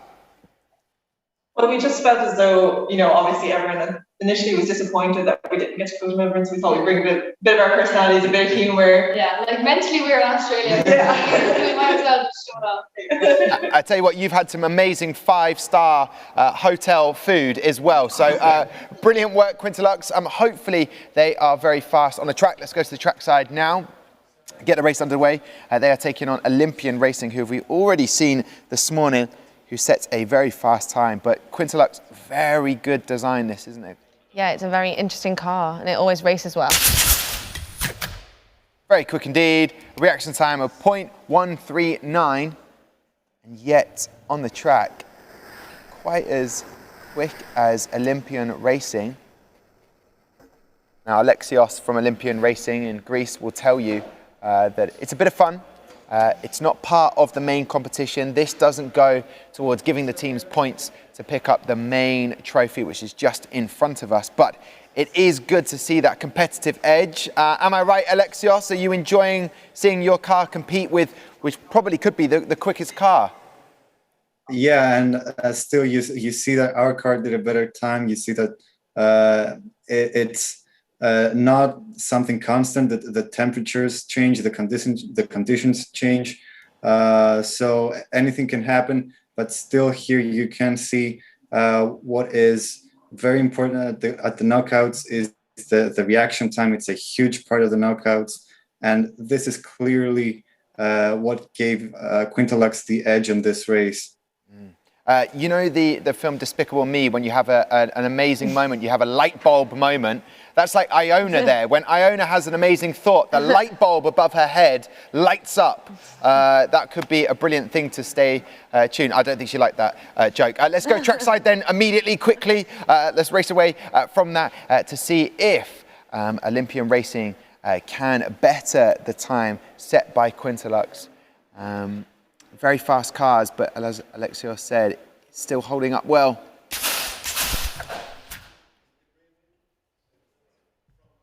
And you see the speed there, the 1.077 of Olympian Racing, but it all comes down to that reaction time, the difference there.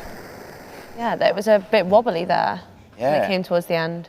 You do not want that wobble happening because No. it's going to give you a longer journey down the track. And what would something like that be due to? Is that the wheels? It could be the bearings? Yeah, so sometimes the wheels, after having a couple of runs, will just start to get a little bit misaligned, and then that's when times obviously start to get higher, as you can see, and then cars start bumping into the side of the track, which we don't really want. We don't want to see that. But guys, Olympian Racing, it's been a pleasure to have you competing in the knockout races, and as we have been told a few times from your team, this is just a bit of added extra fun. Great to have you as part of it.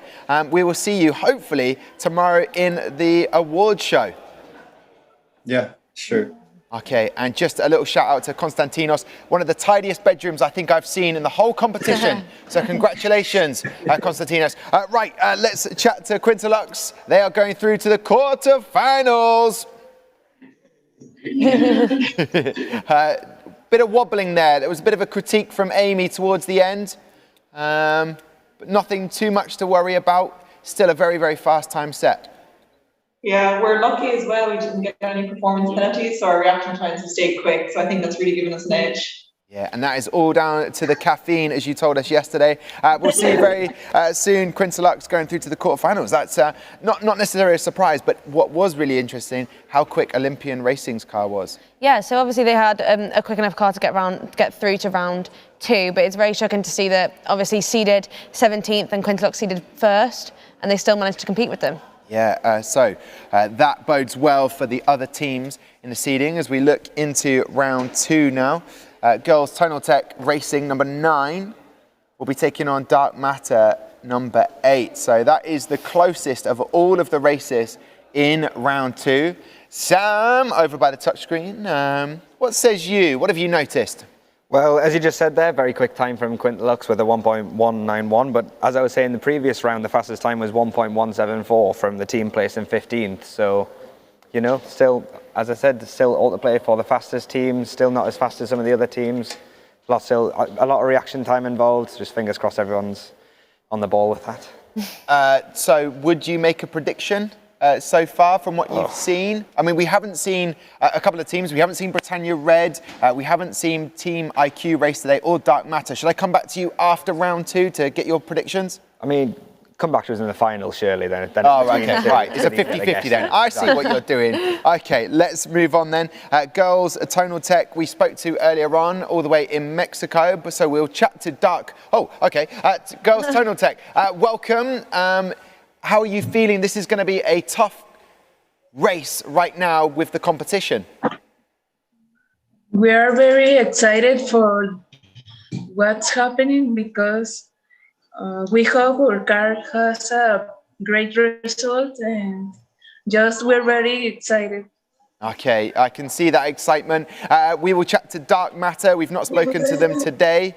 And here they all are. I see their smiley faces, a little bit of nerves. How are we feeling, guys? Good. Hey. Sanjay, you look cold. What's going on? What's the temperature where you are? I don't know for sure, but it's pretty cold, especially since it's nighttime.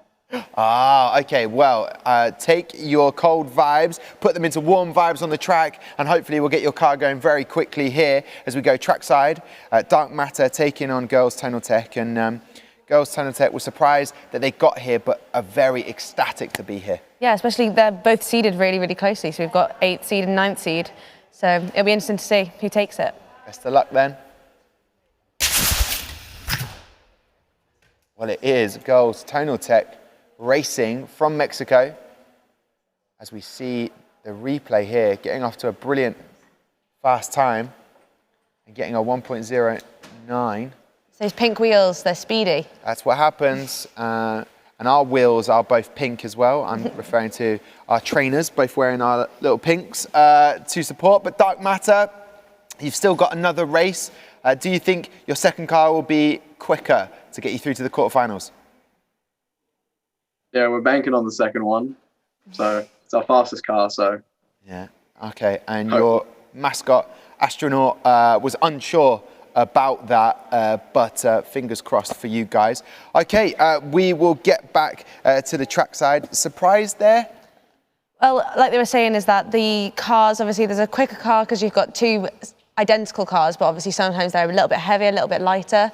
So there's normally a quicker car and sometimes a quicker lane. So that's what they were referring to in saying that they think that the second car is faster. There's a few nerves with the Girls Tonal Tech, I can see just on Zoom, but they move into lane 2 now. The pink car is Girls Tonal Tech Racing from Mexico, and Dark Matter in lane 1. Can they set that faster time? They're banking on it.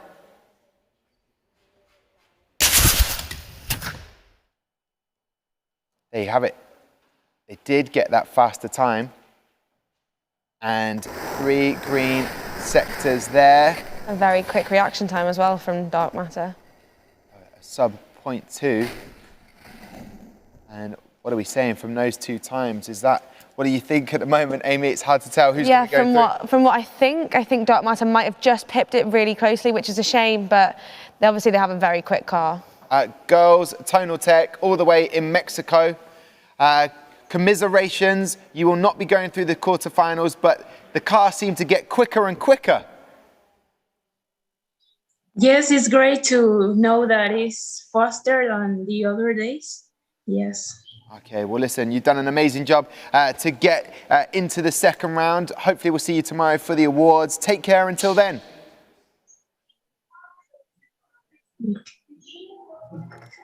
Saying bye to Girls Tonal Tech, but congratulations to Dark Matter. It's all about someone's done a drama course. I love it from the astronaut there. Guys, you're going through to the quarterfinals. Sanjay, you might be cold temperature-wise, but must be feeling happy with that result. Of course, they had us on edge for a bit, but good to win. Okay, well, don't go too close to the edge because we'll need to see you in the quarterfinals. You'll be taking on Quintilux, which will be a very, very tricky race there. So take care, Dark Matter. The banker, that second race. Yeah, it's like they said, they think that car was the quickest, and they've obviously chosen the right lane, right car. There you go. Really close. 1.30. Really Not close. quite as quick as Quintilux. So at the moment, Quintilux, the fastest car that we have seen with all of those times put together. So I feel like I know where Sam will be leaning with his predictions. But next up will be Team IQ. We haven't spoken to Team IQ yet. They do have actually two mascots, which some people will say is just the right amount, because that's one for me, one for Amy. Team IQ, good afternoon. Hi, how you doing? We are very well. More importantly, how are you doing? Good, bit nervous.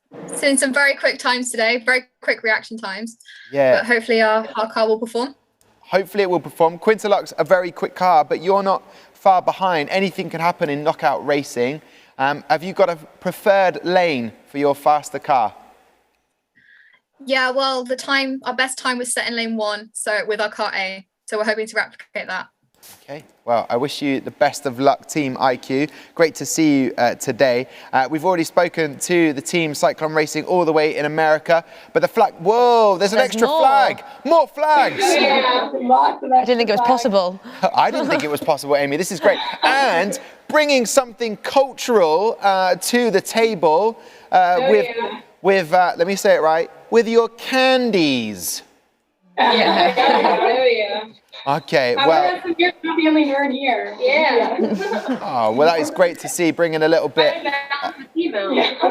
Well, you'll be able to celebrate if you do a good job. We're going to go trackside now to see the first race. And as Team IQ said, their preferred lane is lane 1 with car A. So that is what we are seeing right now, hopefully setting a very fast time.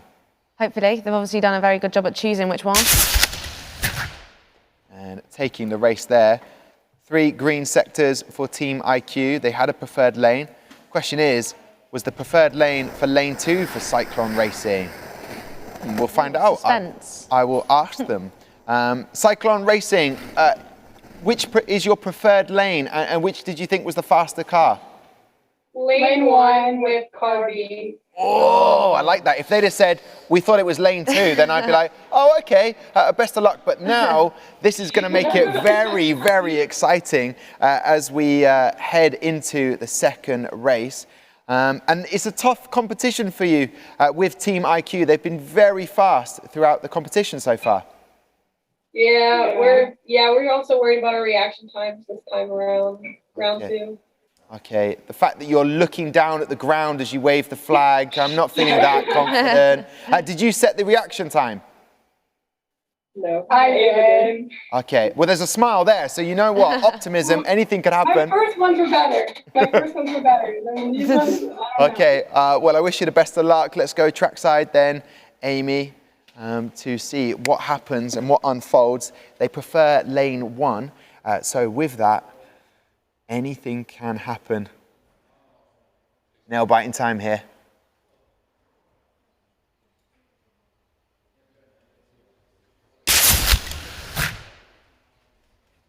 Don't know about anybody else, but I genuinely held my breath there. As you can see there, a total time of 1.360. I'm not familiar with what they set Team IQ in the first race, but based on that alone, that is the faster of the 2 cars there in that race.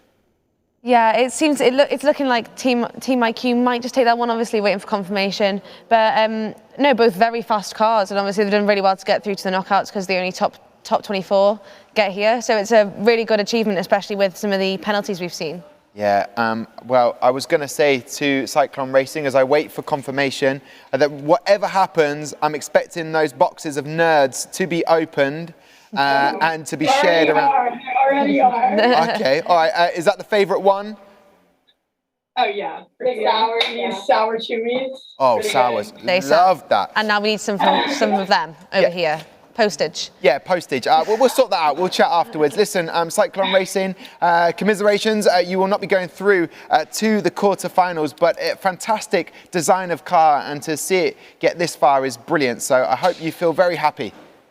Yeah, thank you. Thank you. All right, we might be seeing them in the award show tomorrow. That means Team IQ, you're going through to the quarterfinals. How do you feel? Yeah, happy. Happy with that last race was very, very intense. So glad we managed to stay ahead. Did you mind, Emily, me asking Cyclone Racing if they preferred lane 1 or lane 2? Because if they'd have said, oh, it was all over, no, that was our fastest car, and you would have been like, yes, we've got this. Instead, it just upped the stress, and they're like, no, lane 1. Oh, no. Although interesting, they came to the same conclusion as us, because we thought lane 1 was faster too. So that's interesting. Okay, well, I will find out when I chat to the next team in a second whether they feel the same. But Emily, I know that you're never fully satisfied. There's always more. So I'll let you sit and sweat with Lara and the rest of the gang to get ready for the quarterfinals. Lovely to see you. We'll see you very shortly. There you go, F1 in Schools World Finals. Sam, there was a little bit of tension there. I held my breath. What were you doing while the cars were waiting to go? I was watching you hold your breath. Yeah, so as you said there was everyone was talking about the different tracks, the different speeds of the track. I was watching part of a podcast the other day about F1 in Schools, and they were saying that they did some data analysis of each of the runs. So someone sat down with a computer analysing each run down the track, and I think they said that track 1 was 0.02 of a second faster than track 2 on the first day. So if people are saying that the same thing today, then it looks obviously that must be the case. Yeah, and so far out of these times being set in round 2, you got any predictions for who could be taking that Pirelli knockout race trophy? I mean, Quinta looks, you've got to say, with a sub 1.2 there, with reaction time included, it has to be. If it can maintain that reaction, that may have just been a fluke reaction though, so you never know. Could be, and in future, don't be watching me hold my breath. We both need to watch the monitor. I'm just kidding. Lucy, you are trackside, roving as the reporter. What can you tell us? There's not really much to report up here. We've had a few breakages which have all been fixed by myself and Gary, so far so good up here. Okay, hang on a minute. Is that a change? Your role has now changed, not just roving reporter. Lucy's getting involved in the repairs. Yeah, what is this? Tell us more about this, Lucy. So I just helping Gary with the spray, to be honest, so nothing major, but just that little extra spray when Gary needs the help. And can I just confirm with Kyle, Northern Ireland's finest, that he's okay with his nickname, Kyle Slippery Hands? Oh yeah, that's okay. We've got a thermometer up here and it's currently reading 28 degrees. 28 degrees. As a fellow Northern Irishman, I know how I would be sweating and I probably would have melted up there with you. So thank you very much, Kyle. Amy, you heard it there. Moving into the world of fixing now is Lucy. Yes, she's progressing. New Gary Anderson, maybe. Don't tell him that. No, don't tell him that indeed. But obviously with F1 in Schools World Finals, you're learning different roles and stepping up when you have to. One of which is Night Glow in China. Welcome back. Hello. Very fast time set, particularly by Quintalux. You are not facing them. You are facing Britannia Red, who we haven't seen. Are you feeling happy with the times your car has set so far? Yes, quite happy, but we know it will be hard this time. Yeah. Okay. So hope for the best. Okay. Keep fingers crossed. Hope for the best. We lost one of your team. Hopefully they come back. There we go. We'll head over to Odium. not far from Basingstoke, not far from where I abode and live. There they are, Britannia Red, and whoa, glasses. Someone's repping with the glasses today. It's like a spot the difference. Is this to help you see how fast your car is going to go down the track? Yeah, definitely. I don't know, I felt like wearing glasses today. Maybe it's our lucky charm. Well, I'm always wearing mine. How do you feel about getting to this stage, going straight through to round 2? Does that make it more nerve-wracking for you or calms you down? It meant lunch was longer, which was quite nice. But yeah, no, I guess there's more pressure. We're very happy to be 4th seed, but obviously there's a lot of pressure that comes with it. Yeah. And like they're a fantastic team. So yeah, anything can happen. As always, it comes down to reaction time, not just race time. So yeah, it's all up in the air. All right, it is up in the air. Let's try and settle that now as we go trackside. Britannia Red, always good fun to chat to before the race. Sometimes you just feel like wearing glasses. Other times you don't want to wear your glasses. It makes perfect sense. So up there, as Kyle said, 28. Oh, the temperature up there. Blimey. Here we go. I saw a breakage there. We'll find out from Lucy which car that came off. It might be Britannia Red, but with that 1.069, fast times there, but very close. Yeah, very close reactions especially. I wonder if Britannia Red have got their mascot, the sausage dog Greg, on hand. Nightglow have got theirs here with us. Yeah, I'm seeing there in slow-mo, it's Nightglow. That's the breakage, looked like a rear wing. We've seen that so many times with the whole deceleration area and just have an effect on the rear wing. Yeah. Lucy, am I right in what I'm seeing with my eyes? Yeah, you are indeed, Tom. So unfortunately, they broke their rear wing there, but unfortunately, Nightglow are also down to one car, as in their previous race. As you can see, their wheel has unfortunately popped off and it is now unfixable. So Nightglow down to one car, so they've just had their final race there. Okay, there we go. Britannia Red, that means for you then, it's pretty certain you'll be going through to the quarterfinals if, as they will not be able to race. It feels a bit sad that you don't get to actually race the other car, but going through to the quarterfinals, how do you feel? Yeah, I think it's a little bit bittersweet. Obviously, it'd been nice to have that second race and, commiserations. But yeah, no, obviously very happy to get through to the next round and hopefully we can perform as good or better there. Did you want to race your other car, I'm being told, or do you want to race it, see if you can? Yeah, definitely. We should race it just to warm up the bearings, just in case. You only live once, so why not? Okay, getting philosophical. I like that, Britannia Red. And obviously, a very quick time that you're going to have to try and match with Quintilux, a 1.191. So you may as well see what happens with your second car. Let's go trackside now to get the race underway. They're in lane 2. I will ask Britannia Red whether they prefer lane 2 or lane 1. They're never sure which one they prefer.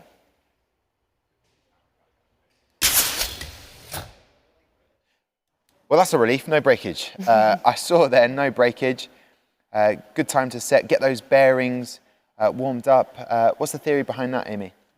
So yeah, sometimes I just feel like you have to kind of break the bearings in. As soon as the wheels start moving, it's better to get, I feel like it kind of just gets out some dust, dirt, anything that could be stuck in there. It's nice to just get them moving around, like we say, that we like to break the cars in. Yeah, so there you go, Britannia Red.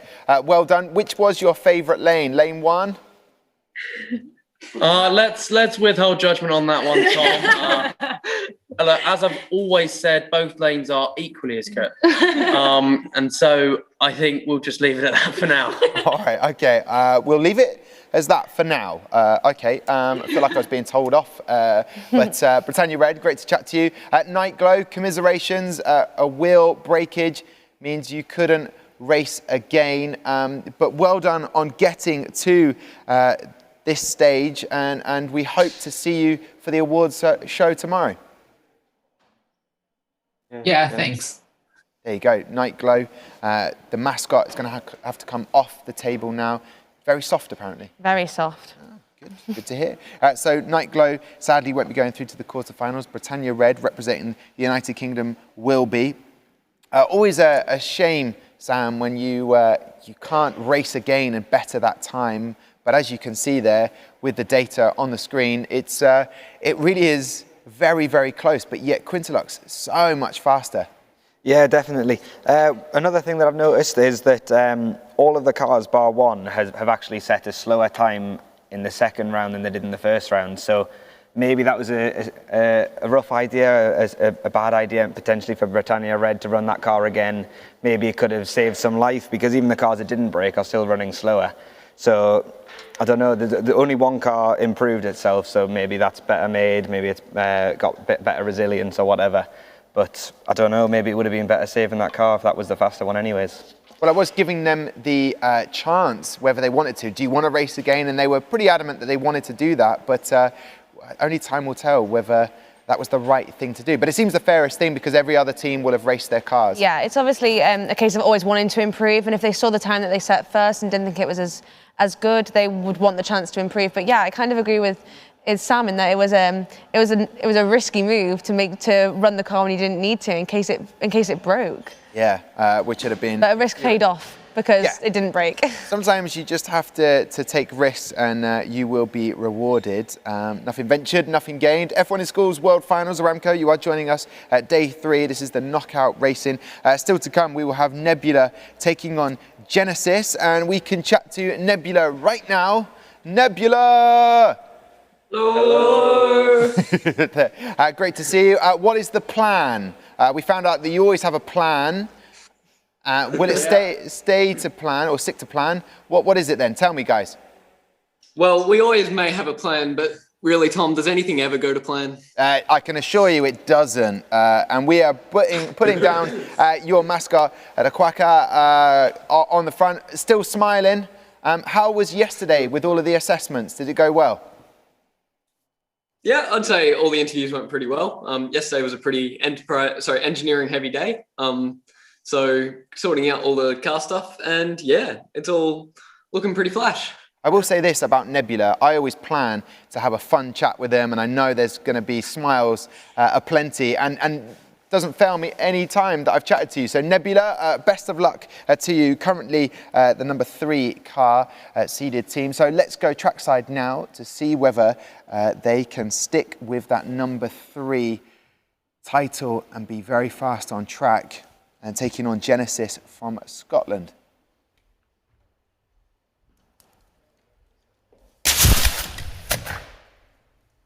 Seemed to me that they did take it. 3 green sectors. The faster reaction time, fastest on track. Total time doing very well for them. Yeah, like you said before, we're kind of all around the 1.3 mark for total time. So it's really, I'm really excited to see who can actually get under that, like Quintilux did. And obviously, I want to ask with Nebula. Nebula, was that your fastest car in your preferred lane? Look, without revealing too much, we'll just say we're happy with that time. Okay, I like that indeed. So there you go. Let's chat to Genesis, all the way up in Scotland. Linlithgow, I'm noticing something here. You've lost a teammate. Maybe the nerves were getting too much to them. How are you feeling after watching that first race? We're feeling okay. I think we set our fastest track time yet, so that was exciting. But well done to the other team. They were really fast, so we'll see. Okay, we will see. Fingers crossed for you guys. Let's go trackside then, and let's see if we can have a sub 1.3. That would be fantastic if we can, because Quintilux would be getting a little bit nervous then. I don't want them to be feeling too confident at the moment.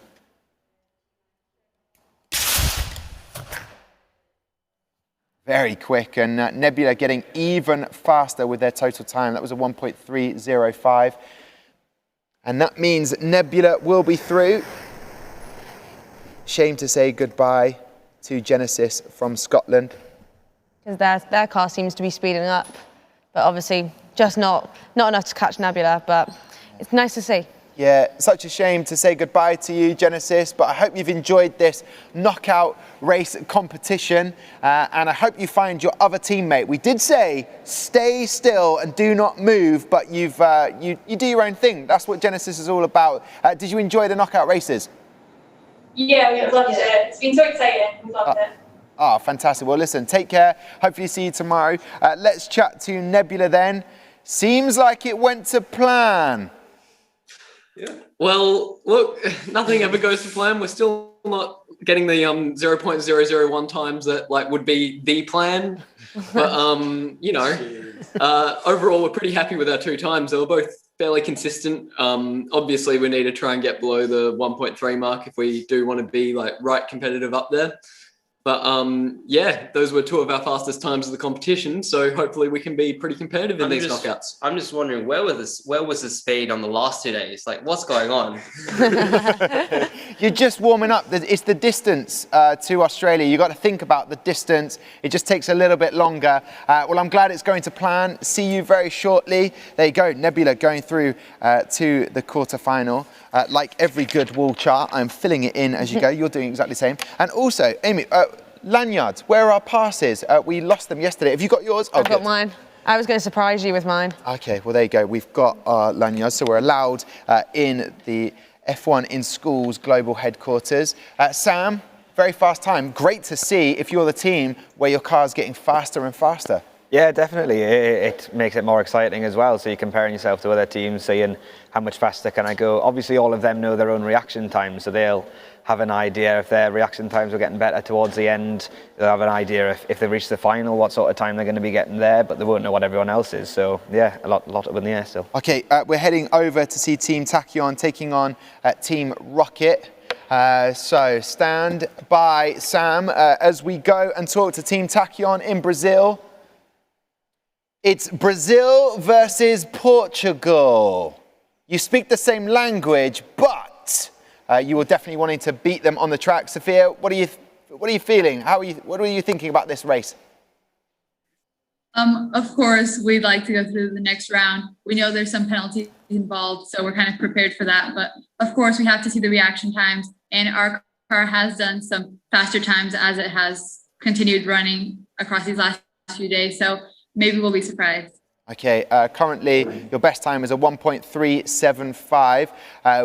Amy and myself and Sam are saying we're hoping to see maybe a sub 1.3 on the board. Maybe that will happen. Pedro's ready with the social media. Gabriella's ready as well. This is going to be great. Best of luck. Let's talk to Team Rocket the first time today. Tudo bem? Hello.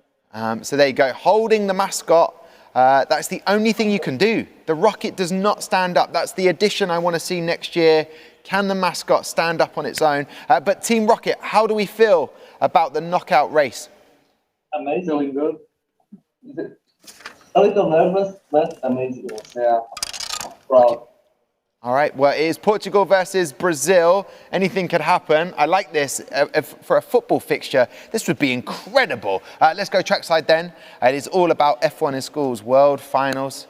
All of the hard work that these guys have done, we're seeing it on the track, the design, the engineering, all part of the journey. No points at stake here, just bragging rights. There it is, Team Tachyon, very quick with a 1.383. They have gone faster with a 1.375. Maybe we're seeing the slower of the 2 cars here, maybe not. I'm just predicting what could be at stake here. What did you notice, Amy? Yeah, obviously, Tachyon do have a very fast car, below 1.1 on the track, but looks like Rocket's reaction times really kind of help them catch up there, so I'm hoping that if the reaction time's as fast next time, they might just get a win. Okay, Team Rocket, looking good for you. Are the nerves easing now? You feeling more relaxed? Yeah, a little bit. Okay, all right. Good to see you guys all the way in Portugal. And Team Tachyon, are we hopefully going to see a faster time now? Are we going to hopefully break that 1.375? Oh yeah, for sure. We're looking to do that, exactly that. Okay, by the way, just to let you know, I looked for my Brazilian sandwich that you were supposed to send. It didn't arrive, so if we could organize that, that would be great, okay? All right, we'll leave you there for a second. Let's get ready to go back on trackside. And it really is at stake now with the knockout racing. Hopefully, they will be joining either of these teams. It will be either Electron or Team Hyperbolt in the next quarterfinal. That will be quarterfinal 3. This is the first team going through to quarterfinal 3. Best of luck to both teams. I like the fact you're waving the mascot. Yes, we got to send them luck. Here we go then.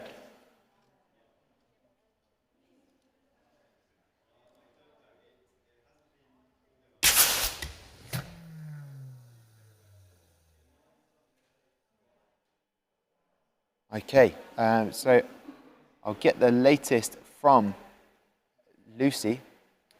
I'm being told that Rocket had a full start, so therefore they did not have that race. The question is though, Team Tachyon, whether they got faster there or not, and who will send them through. I'm being told that they are going through. Team Tachyon, that's what it means to them. Great to see. Congratulations, you're going through to the quarterfinals. You will either be racing Electron or you will be racing Team Hyperbolt. Good to find out that you're going through to the quarterfinals.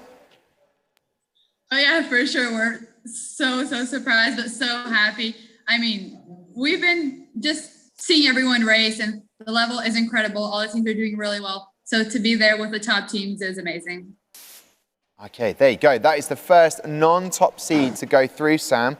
Quite a surprise that Rocket leaving the competition. Team Rocket, thank you so much for competing. I know it's not what you wanted to see, but still a brilliant car that you have designed, and hopefully you'll be picking up an award tomorrow. Yeah, thanks. We won the say good luck to the Brazilian team and we'll start. Oh, well, there you go. Thank you very much, Team Rocket. And always good. If you are going to go out of a competition, you want whoever's knocked you out of that competition to go on and win it, don't you? Definitely. I used to. yeah, of course. Yeah, you don't want to be knocked out by someone who's knocked out straight after you. Yeah. You think you can move ahead if that happens. So in terms of those times, Sam, what are you noticing? A 1.383, that's going to be hard to potentially beat someone like even Celestial with 1.174. Very fast times being set, but anything can happen. Yeah, definitely. As you said there, like Rocket placed fifth. Sorry, they were the first team actually so far who would automatically put into round 2 to be knocked out by a team that came through from round 1. So Team Tachyon could take it all the way. Okay, Team Hyperbolt will be taking on Team Electron. We've not spoken to Electron yet. Very simple design with their car, but it seems to have been doing them very well. Seeded 7th. Team Electron, good afternoon. Good afternoon. All in one room. Love to see it. This is extra special then. You obviously want to win the knockout race trophy, don't you? Obviously, yeah, of course. Who wouldn't? It's a no-brainer. And what have you made of the competition so far? Very fast times being set. Yeah, it's been very fun. Although we're not actually physically there. It feels like we're actually there through. Yeah, we're impressed by our team. Yeah, it's been quite interesting seeing how the reaction times playing into all of the track. It's not just the track times anymore, so that's quite interesting.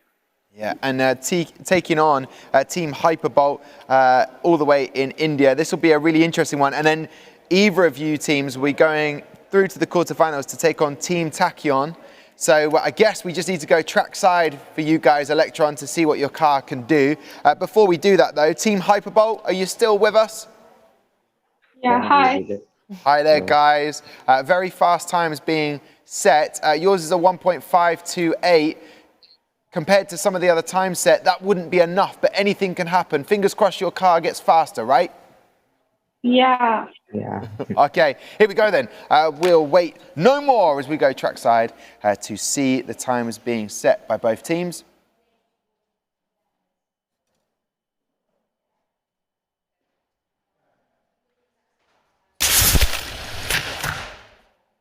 Very quick from Team Electron. Team Hyperbolt actually going slower, 1.686 or 1.377. Very good time. But the question is, can Electron get even faster? So far, they'd be going through to the quarterfinals. Yeah, it's really interesting. It looks like the top 3 rounds we've been having have been just a little bit quicker.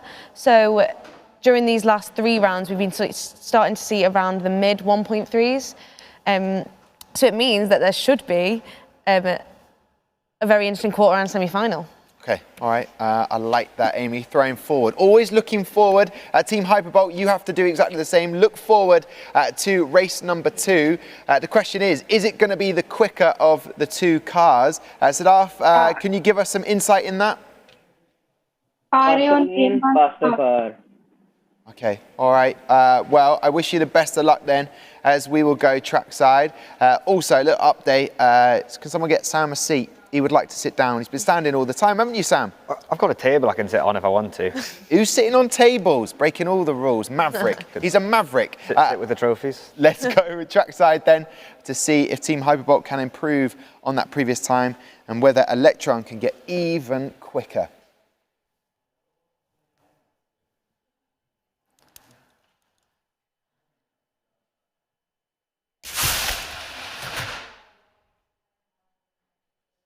And I can see there that Team Hyperbolt have improved with their time, a 1.560, but unfortunately that is not the fastest time they've set today. But most importantly, with this matchup in a knockout racing, it is not quicker than Team Electron. So Team Electron, we say goodbye to Team Hyperbolt. Congratulations on getting this far. Hopefully, keep your fingers crossed that you'll be picking up an award tomorrow. Thank you. See you tomorrow. Thank you. All right, take care. Team Hyperbolt, always a pleasure to chat to them. There they are, Team Electron, going through to the quarterfinals. Are you feeling a bit of relief? Bit of relief there? Yeah. We're happy with that. Okay, a bit of pressure being the top-seeded team, but your car is delivering. Was it as fast as you expected? It was pretty good. It was pretty good. It was a good time. All right, well, listen, I'm glad that you've all got together and didn't get knocked out in your first race today. Otherwise, you'd have been like, oh, no, ridiculous. But listen, best of luck. We'll see you very shortly. Electron proving they've got a fast car. Question is, will it be good enough when they go into that quarterfinal? Yeah, definitely. And we also know that Electron's car must be very regulation compliant because they weren't in the top 24 yesterday. So all of the rules that they've applied to and they've stuck to have really helped them today. All right, 1.377, the best time for Electron, as you can see on the screen. Now, we spoke to them earlier on, Celestial, and we learned all about their Vegemite, also the Tim Tams, and there was one thing that looked like concrete, like a brick in Somerset. That was a Lamington. I've had that before. That's absolutely delicious, lovely cake. And someone who bakes fantastic cakes, I have it on good authority, although she has no equipment here, so cannot replicate any of those, is Lucy. Lucy, you are trackside. What is happening with the rebuild? So Celestial have Gary to thank for getting through to this next round because we've had a lot of reconstruction. Gary, what have you done to Celestial's car? Well, both cars were quite badly damaged. They had to cut up their spare suspension components, glue them on the side of the car to carry the wheels. On this car, it was the left front and the right rear. The rear wing was broken off. The nose was broken in two.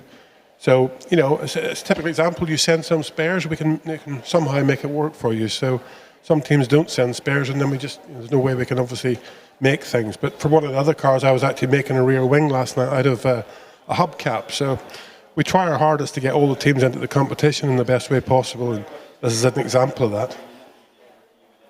Thank you very much, Gary. Just showing how much of a good chair of judges he is. I don't know if you heard that, Celestial, but as you cut up that Lamington cake, Gary has worked miracles for you guys. How are you feeling? We have a slice for Gary. We definitely have a slice for Gary. I think what I'm also seeing, he deserves a slice. What I'm also seeing is, Brendan, you managed to clear up the mess you made last time we saw you.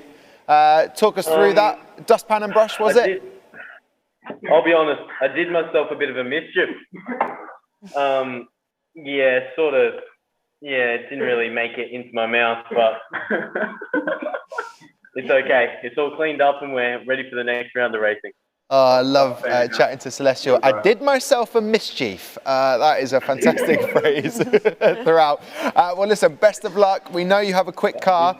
Will it be quick enough to take on a Prismatic all the way in Greece, the internal team, as Demetrius does his hair? Demetrius, I love your effort. You need to look good on camera. Look good, feel good, race good. That's my motto. Yes, of course. Demetrius, you have a very fast car. But will it be quick enough in the knockout races? I believe so, yeah. I believe. All right, and how was the rest of the day for you yesterday with assessments? Everything go to plan? Yep, everything. Okay, all right. Well, don't give me too much information. Hold back on all the information you're giving me, Demetrius. No, that's too much. Right, I'm only kidding. Let's get trackside now. Demetrius's hair is ready. We are ready to race then. Here we go. Prismatic in lane 2, lane 1, Celestial. Rebuilt. Frankenstein car. Yeah, he's alive. He's alive, but is he quick enough? And the answer to that is no. A 1.483 set by Celestial. Prismatic with the faster of the two cars. Not on the track, but in total time, 1.376. So it just goes to show how important those reaction times have been. Yeah, it's strange to see the fact that Celestial had a faster car in that lane, but Prismatic's reaction time really did carry them through. Yeah, there you go. Celestial doing good, but Prismatic just that bit better. Georgios, are we happy with that? Yes, definitely. Okay, and in terms of the time, as I hear birds in the background, I hear sweet, sweet music of birds, which will obviously help you in some respects. Some people have set fast reaction times by listening to birds. Georgios, this is a tough competition. Do you think you can go all the way to win it? Realistically, not really. But, you know, there's always, Formula One is so unpredictable that anything can happen. So we're always ambitious. Okay, it's good to know that you are being ambitious. Prismatic and Celestial, not quite what you wanted, but maybe it's the cake holding you back a little bit. Let go of the cake. It's weighing you down a little bit, guys, on the track. I think, Tom, it was actually I wasn't listening to well music that reaction time run. Okay. Oh, that was my attempt at a whale. And I'm going to leave it there for you, Celestial. Let's go trackside then to see if a little bit of whale music can help with these guys.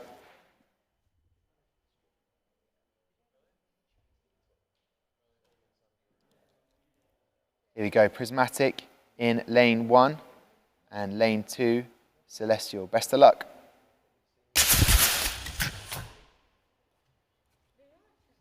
Well, Prismatic getting the faster time there, 1.243. And that reaction time for Celestial really didn't help those guys.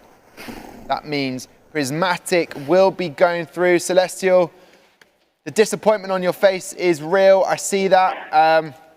I'm just as unhappy as you are, but always a pleasure to chat to you. And I'm sure from all of your other assessments, the points that you've accrued will hopefully be getting you an award tomorrow. I hope so as well, Tom. And I'd just like to take this opportunity just to thank all our sponsors and our schools who have gotten us all this way. We wouldn't have been able to be here today and, well, rather this morning without them. So it's currently, what is that, 1:30 in the morning. So we wouldn't have been able to be here though. And so, yeah. But no doubt, hopefully you'll be seeing us tomorrow. So anyway, it's been a pleasure to speak with you guys as well. Mitchell, the spokesman for the group. Can I just double check with Braden that your eyes are still intact? We've not seen them yet. Are your eyes still there? There they are. Smooth. Sneaky. Smooth operator. Very, very smooth. Well, listen, it's 1:30 in Australia. Go to bed, guys. We'll see you tomorrow, hopefully. Take care. That's Celestial and Prismatic, who weren't feeling that confident. You are going through to the quarterfinals. Congratulations, guys. Thank you. Thank you. Thank you very much.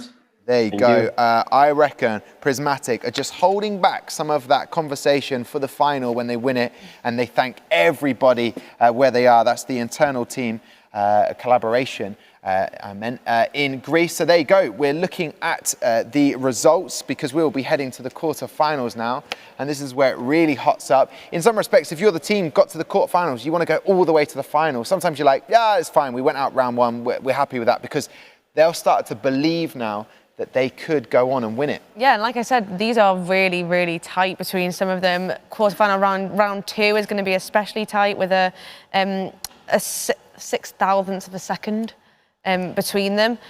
So yeah, it's going to be really tight and interesting to watch. Yeah, Sam, what did you make of that? Yeah, really interesting yet again. Celestial set them the fastest time overall in the knockout in round 1 and then being a bit slower. So was that the car that was damaged? I'm looking at the group chat with the pictures of the cars and I thought it was the first one. So I don't know where the time went. So yeah, it shows there's rogue times in there every so often. Maybe some very impressive reaction times that'll boost these slower cars up to the front. Yeah, second seeded team, Prismatic, didn't want to say too much, did they? No, they kept it quiet, didn't they? So whoever, Electron, whoever went through there, they were going to be worried, weren't they? A car that had reached 1.174 or second place team, you never know what's going to happen though. Yeah, Amy, great sport, Celestial. I'm going to miss them in the quarterfinals, but they did stay up till 1:30 a.m. in the morning, all the way in Australia. Yeah, no wonder they needed the chocolate milk. Indeed. Well, guys, what we will do, I can tell you, just after the semi-finals, in front of us, we have this brilliant Williams F1 car. That is the FW4101. And Gary Anderson, the man behind the scenes on the racetrack who's been fixing all of the breakages, will be giving you a lowdown, questions being asked by Unity Racing and Amy as well. You managed to join Unity Racing just for a little bit. Yeah, I'm a member of the Williams Academy, so I managed to sneak my way on set. Which we'll be showing you very shortly. In the meantime, though, for anyone who is unfamiliar with F1 in schools, here's a competition explainer.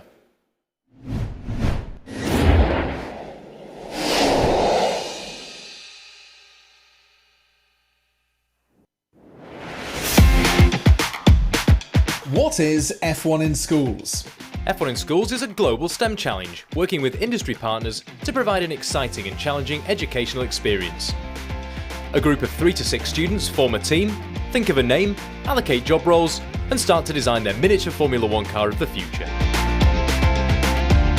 The teams follow a systematic engineering design process to manufacture and race their cars, making sure they comply with a comprehensive set of technical regulations. To do this, they use professional CAD software, like Autodesk Fusion 360, and manufacture their car components using CNC machines. Once the cars are painted and assembled, they take to the track to race. Powered by compressed gas along a 20-metre racetrack, the cars are capable of speeds over 75 km per hour.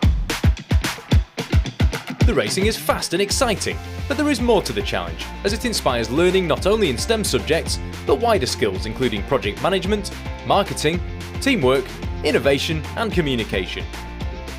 These wider skills are assessed by judges from education and industry. At competitions, the teams submit their cars and portfolios and also give a project presentation. F1 in Schools operates globally from ages 9 to 19, with teams taking part in school, regional and national level competitions. With the winners progressing at each stage, only the very best make it through to the World Finals. F1 in Schools is a life-changing experience for all involved, with many success stories of competitors who've come through F1 in Schools and have gone on to achieve significant outcomes in their lives. For some, that means working in Formula 1, where the experience of F1 in Schools serves as the ideal grounding for the challenges and demands of elite-level competition.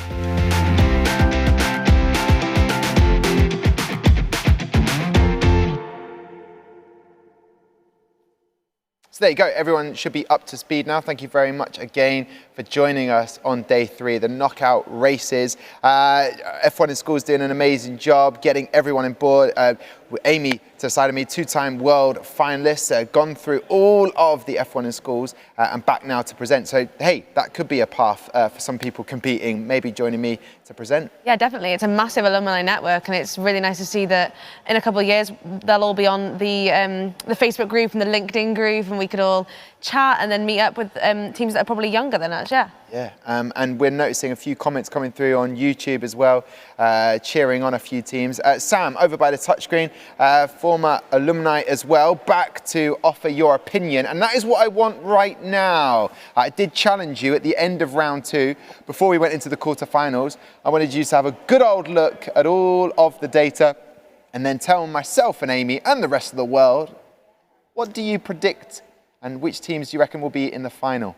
Well, you did give us more time. You did say I'd be predicting the final, but I'll give it a go. I have to say, Quinta looks first place team, fastest car in that round, and Prismatic second place team, second fastest car in that round. It seems like, in terms of those two, oh, you're shaking your head like that's too predictable. Well, I'll look for something else. Dark Matter as well, 1.3, still in and around the 0.05 range. So, hey, listen, whatever answer you gave me, Sam, I was going to take. I'll go back to my What he's done, he's looked at the schedule and he's basically gone, who's the fastest up there, fastest down here, and that is a very good systematic way. They don't meet each other either. I looked at that. They're not going to meet in the semi-final. They would meet in the final. So that's a good prediction. I'll take it, and we will wait to see whether that happens. What about yourself, Amy, with all the teams? Yeah, so I definitely think from the start, Quincy Lux has really stood out as kind of a well-engineered and fast car, especially with the fast reaction times they've got. But I don't think you can't sleep on Dark Matter. Tachyon as well, the underdogs kind of, they've come in through from 12th seeded. Team IQ, there's a lot of them that have really been surprises and standouts kind of, yeah. And some of the teams getting even faster, which is unusual, but amazing to see. Well, while we're here at the F1 in Schools Global Headquarters, the Denford Engineering Facility in Yorkshire, England, it's great to have you on board, but I just want to remind you of our title supporter, and that is Aramco and the work that they do.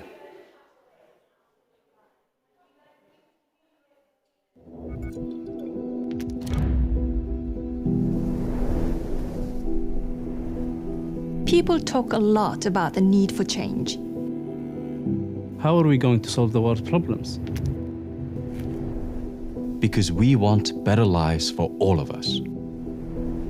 But solving problems has to start with asking the right questions. How are 9 billion people going to live on just the one planet? Think of the challenges we'll all face.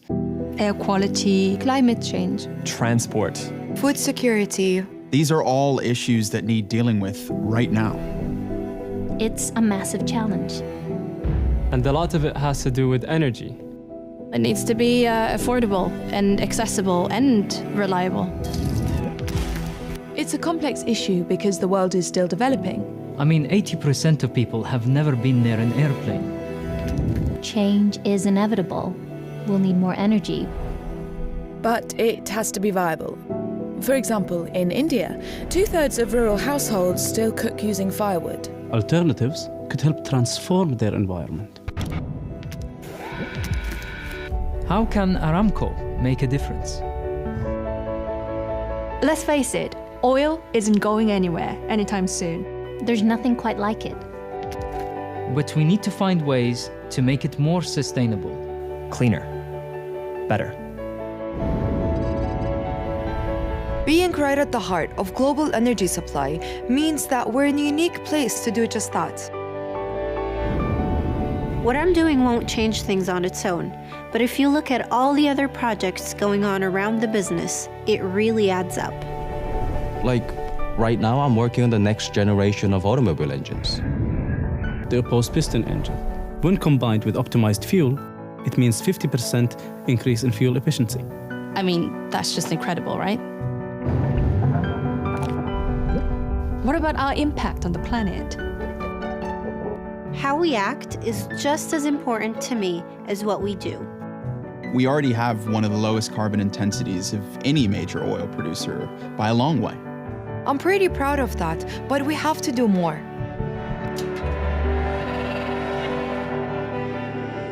I'm working with some of the smartest scientists and engineers in the world, finding new answers to the big questions. Like implementing carbon dioxide into new polymers or storing it on the ground. Reducing emissions and carbon intensity for future generations. And we're putting something back, enhancing our culture. Planting 1 million trees, 2 million mangroves, and counting. And we have our wildlife reserve in Sheba. Why does diversification matter? We're a massive company, like really massive. I think we're one of the world's largest, aren't we? We're in all kinds of business areas all over the world. And we're acquiring and developing new businesses all the time. And this gives us that stability so we can invest in new technologies that can really change things. So, what are we doing right now? Innovation. Big data, AI, robotics, cognitive computing. Embracing the fourth industrial revolution.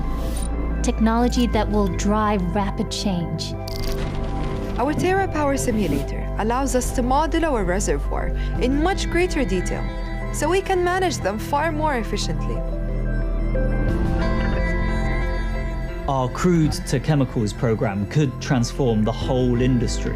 By removing some of the processes, we can directly convert crude oil into chemicals in one single step. I'm working in non-metallics, new materials that don't have the corrosion issues that metals have. The potential is enormous in automotive, construction, packaging, and the renewables. Every one of our breakthroughs improves our ability to make oil more sustainable. So, what about the future? That is the billion-dollar question. It's a really exciting time to be part of Saudi Aramco. It's really cool what we're doing. I feel like what I do actually means something. I've always wanted to work at the cutting edge of technology, and now I am. On any given day, we're working really hard to make the most of every single drop of oil that we produce. And no, we don't have all the answers, not yet. But we're determined to get there. Together, we are bringing new ideas to life every single day. We are ready for the future.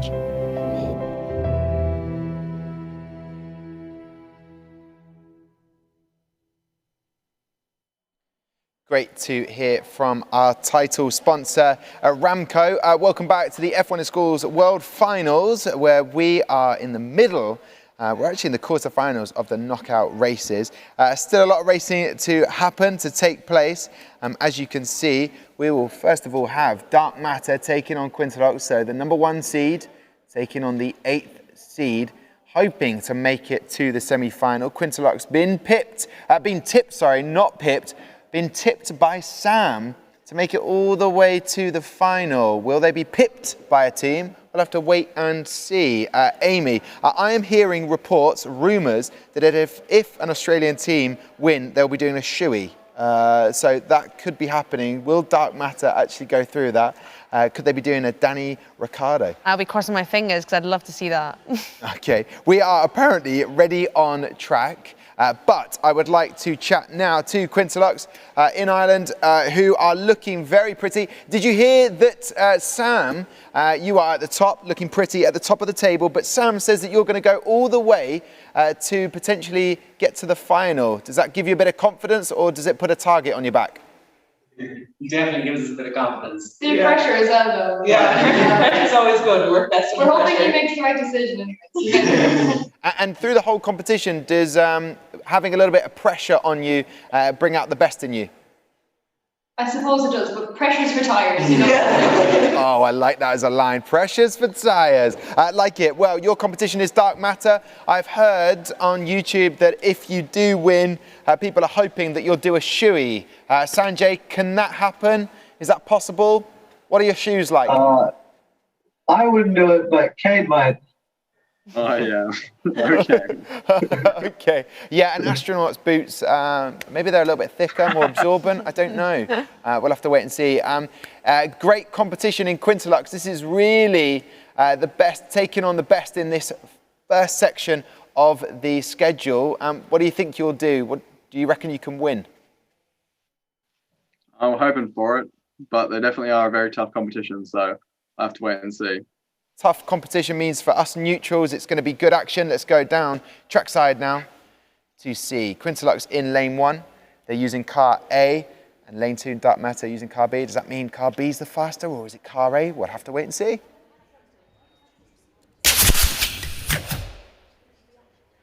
Well, very quick indeed from Quintelox. And here's the thing, they've got even faster. No team wants to know that information. A 1.183, now their fastest time they have set. 3 green sectors there. Amy, It's looking very difficult for Dark Matter. Yeah, those reaction times from Quintilux seem to be very consistently speedy, really fast. But obviously their track time helps them out, but Dark Matter are really not that far behind. All it takes is a bad reaction or a heavy car. Yeah. What are we predicting? Which one of your cars is faster, car B or car A? Because I'm hoping car A is the faster for you guys. Yeah, car A is our faster car, so I'm banking everything on this car. Okay. Suspense. Got us waiting. Yeah, great to chat to you, Dark Matter. Whereas Quintilux, incredible reactions, and just to let the whole world know what it was down to. The dark room, I think, and the overload on caffeine. A dark room and overloading on caffeine. Don't recommend it if you need to go to sleep, but great to see. Amy, it's going to be very difficult to beat that time. Yeah, it's for other teams, it's worrying that it's getting faster, but obviously it makes for a great knockout, knowing that Quintilux did not have the fastest time yesterday, but today they seem to be the much stronger team. Okay, giving hope to all of the teams yet to race. Let's go trackside now. Dark Matter, their faster car is on the track. It's in lane 1. I'm keeping my fingers crossed to see a shoey.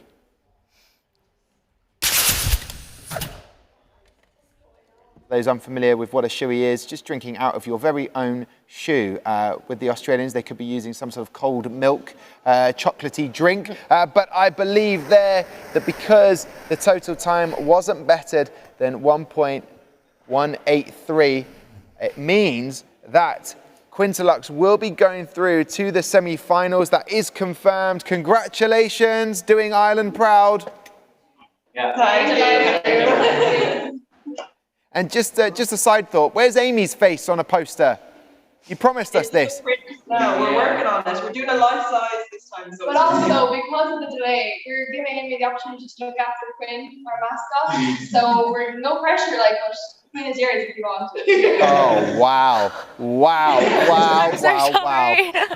Okay. This is what happens with a live World Finals. I can confirm. Faster without him. Yeah, he was fine. He was down here. He was actually on WhatsApp messaging. So listen, we're trying to confiscate the phone now. Listen, Quintilux, we'll see you in the semi-finals. That means that we have to say goodbye to Dark Matter. Dark Matter, in some respects, you don't have to do a shoey now, so that is good. But going to show that you've made a fantastic car to get this far. They had it ready. I'd just like to say congratulations to Quintilux and thank you to our sponsors, Up and Go and Ansys. And Sanjay, I'm just hearing reports we are sending you warm clothing to try and make sure that you are as warm as possible. Hopefully we'll see you tomorrow. Take care, Dark Matter. Thank you. Yeah. There you go, Sam. Hey, your predictions coming true and getting even faster. That is worrying.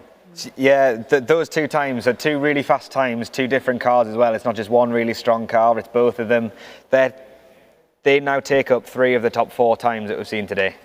Yeah, there you go. So we are moving on to our next quarter-final, just finding the paperwork for these 2 teams.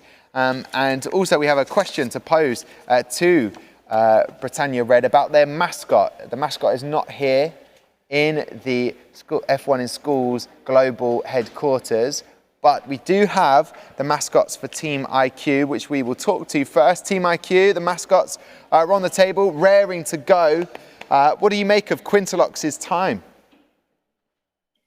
Very strong car, very strong time. Reaction time. Reaction time, yeah, all of it. It's amazing. It's great to see good competition though, but it would be brilliant to get to the semi-finals. You're taking on Britannia Red, so it's the 2 red teams going head to head. What are we thinking, Emily? I mean, just looking at the times they got to get through, it's a very small margin, so it's going to be very tight. And I believe the last 2 teams from the United Kingdom, so bragging rights will be for the team going through, representing. Added a bit more pressure or good pressure?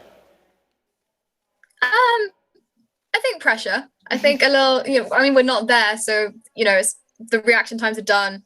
So at least you don't have the stress of having to do it there. But still, pressure for bragging rights, I suppose. Yeah, one of the UK teams could be getting through to the semi-finals. You have Electron, you have Britannia Red, and you have Team IQ. Britannia Red, are you still with us?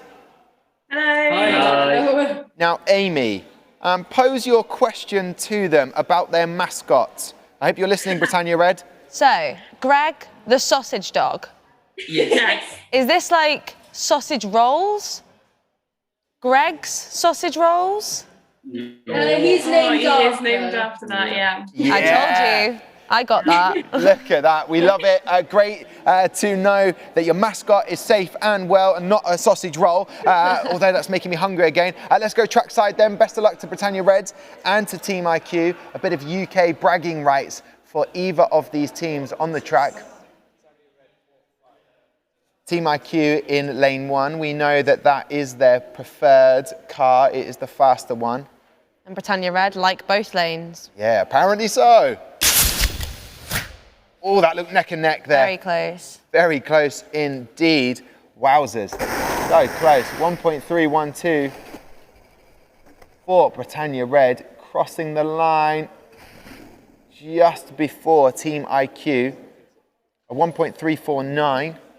I'm looking above your head, Amy, at our amazing leaderboard. No, you don't have to duck down. I can do the bow? No, you don't have to bow at all. Britannia Red, so at 1.312, and not quite as fast as their previous time. But interesting enough, we did offer them the opportunity. Do you want to race your car B again? They said yes. They got 1 point around that. So interesting to see. Britannia Red, how are we feeling so far going through?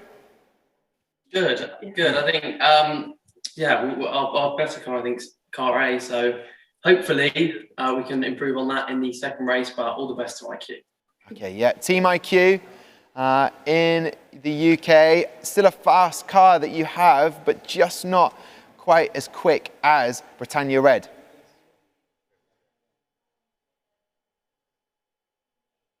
Oh, Emily, you're on mute.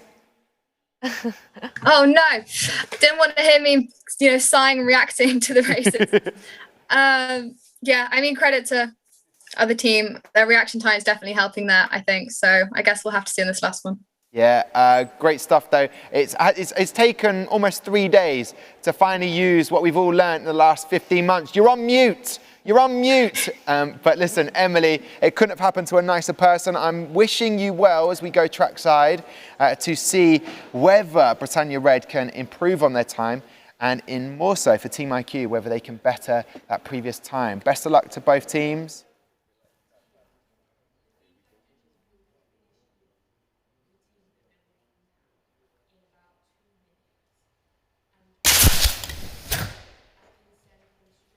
Britannia Red taking it there. A 1.294. They have beaten their previous best time of 1.303. So that means I can confirm with a 1.294, Britannia Red are going into the semi-final to take on Quintilux. No pressure, but it's great to see that they've improved on their time. Yeah, especially because both me and Sam were worried about running the car a second time when you didn't need to, just in case of breakages. But they've obviously made a very robust car that can withstand that. Yeah, Team IQ done incredibly well to get to the quarterfinals. No points up for grabs in the F1 in Schools World Finals, but bit of fun. Did you enjoy it? Yeah, today's definitely been very fun, and obviously good luck to our opponents. We hope they win, make it all the way through. Great to hear you say that. Team IQ, always a pleasure. Take care. We might be seeing them tomorrow in the award show, but Britannia Red getting faster, which is good to hear. Yeah, we're very happy, ready for the semi-finals where we can beat Quintilux. Well, I wish you the best of luck. That is going to be no small feat to do that. Amy, Britannia Red going through just the right time to get faster now in a knockout race competition. Yeah, it's definitely going to give them a little bit of a boost knowing that they're going into one with Quintilux, because they're obviously so quick. So obviously it's going to give them a little boost, but I'd still be scared. Yeah, Sam, I'm hearing from Lucy up in the race area that they check in for breakages. Now is the time not to get a breakage. You want those cars to stay intact. Yeah, definitely. A breakage now could, like, if it's a front wing, it could push a wheel, pull alignment out. So causing the cars to weave more down the track like you were speaking about earlier. Just lots of small things that if there is a breakage, it could throw everything off course, even if it does get fixed properly. Yeah, and with the wobble, that would affect the laminar flow. Am I right in thinking that? And so adding more drag to your car, so slowing it down. So you want it to just stay perfectly in line from start to finish? Well, even in F1, you design a car aerodynamically to go in a straight line. As soon as it's turning corners, the wheels are not facing the same way or anything. So if a car's going down sideways, it's not. You put it in the flow, the Autodesk flow design or CFD or whatever. You're not testing it side on, you're testing it straight on. And then as well as that, as it's weaving, it's traveling twice as far if it's doing it too aggressively. So just straight, right down the middle is what you need. Okay, I look forward to it, Sam. Here we go then. We head all the way down under to Australia. We know it's late there, but because they're all the way in Perth, what is the time right now, Nebula? It is 12 a.m. So it's midnight. Did on midnight for us. Midnight. Oh, the midnight hour. Here we go then. You have got a tough job here right now, taking on Team Tachyon. How are we feeling? Look, we're feeling all right. Knockouts is going to be fun. Not as much stress in it this year. It's just an enjoyable experience. But still, hopefully we can burn some midnight oil and hopefully make it through. Midnight oil. I hope you do not burn any midnight oil, or if it is done so, it's safely. Will you be doing a shoey if you win the final? Yes, mate, that's a given. We're Aussies over here. Okay. All right, I like that. I once had to do a shoey as a best man duties, and I've never repeated them again. So I wish you the best of luck with that. Nebula, we'll go trackside to see if you can set a very fast time that will take you through to the semi-finals.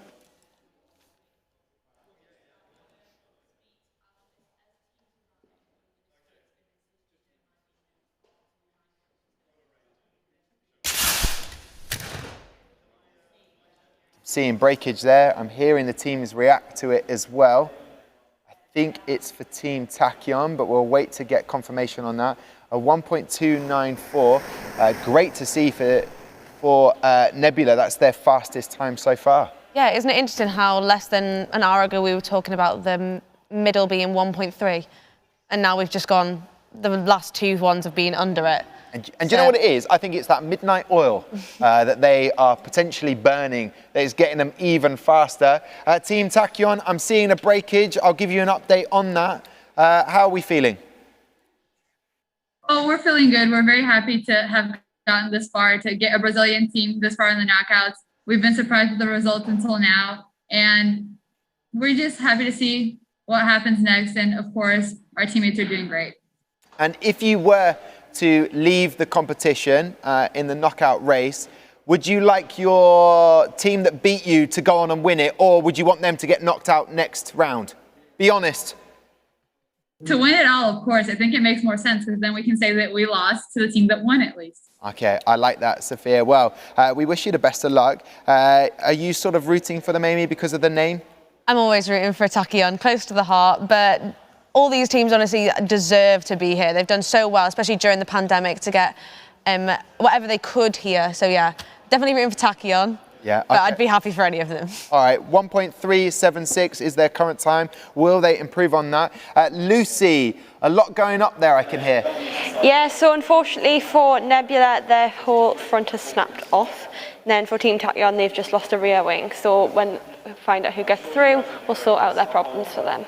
Sort out their problems. Did you hear that? Lucy will sort out their problems. All the problems. Oh, that's so good. I don't know if you heard that, Sam. Was that a front wing damage? Looking at the picture now, it's not just the front wing, it's behind the front axles as well, so the whole body's snapped, the foam section, I assume. Yeah, it looks like it's a foam section, which, as I was saying before, if the front axle is now disattached, it has to be glued on.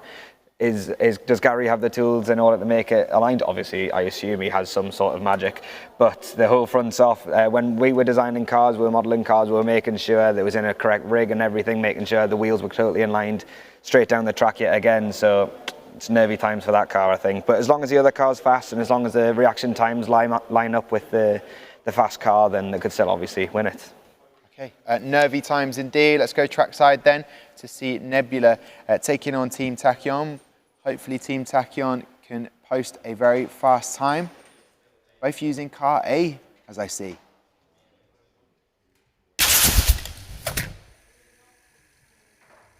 just so quick from Nebula, 1.310.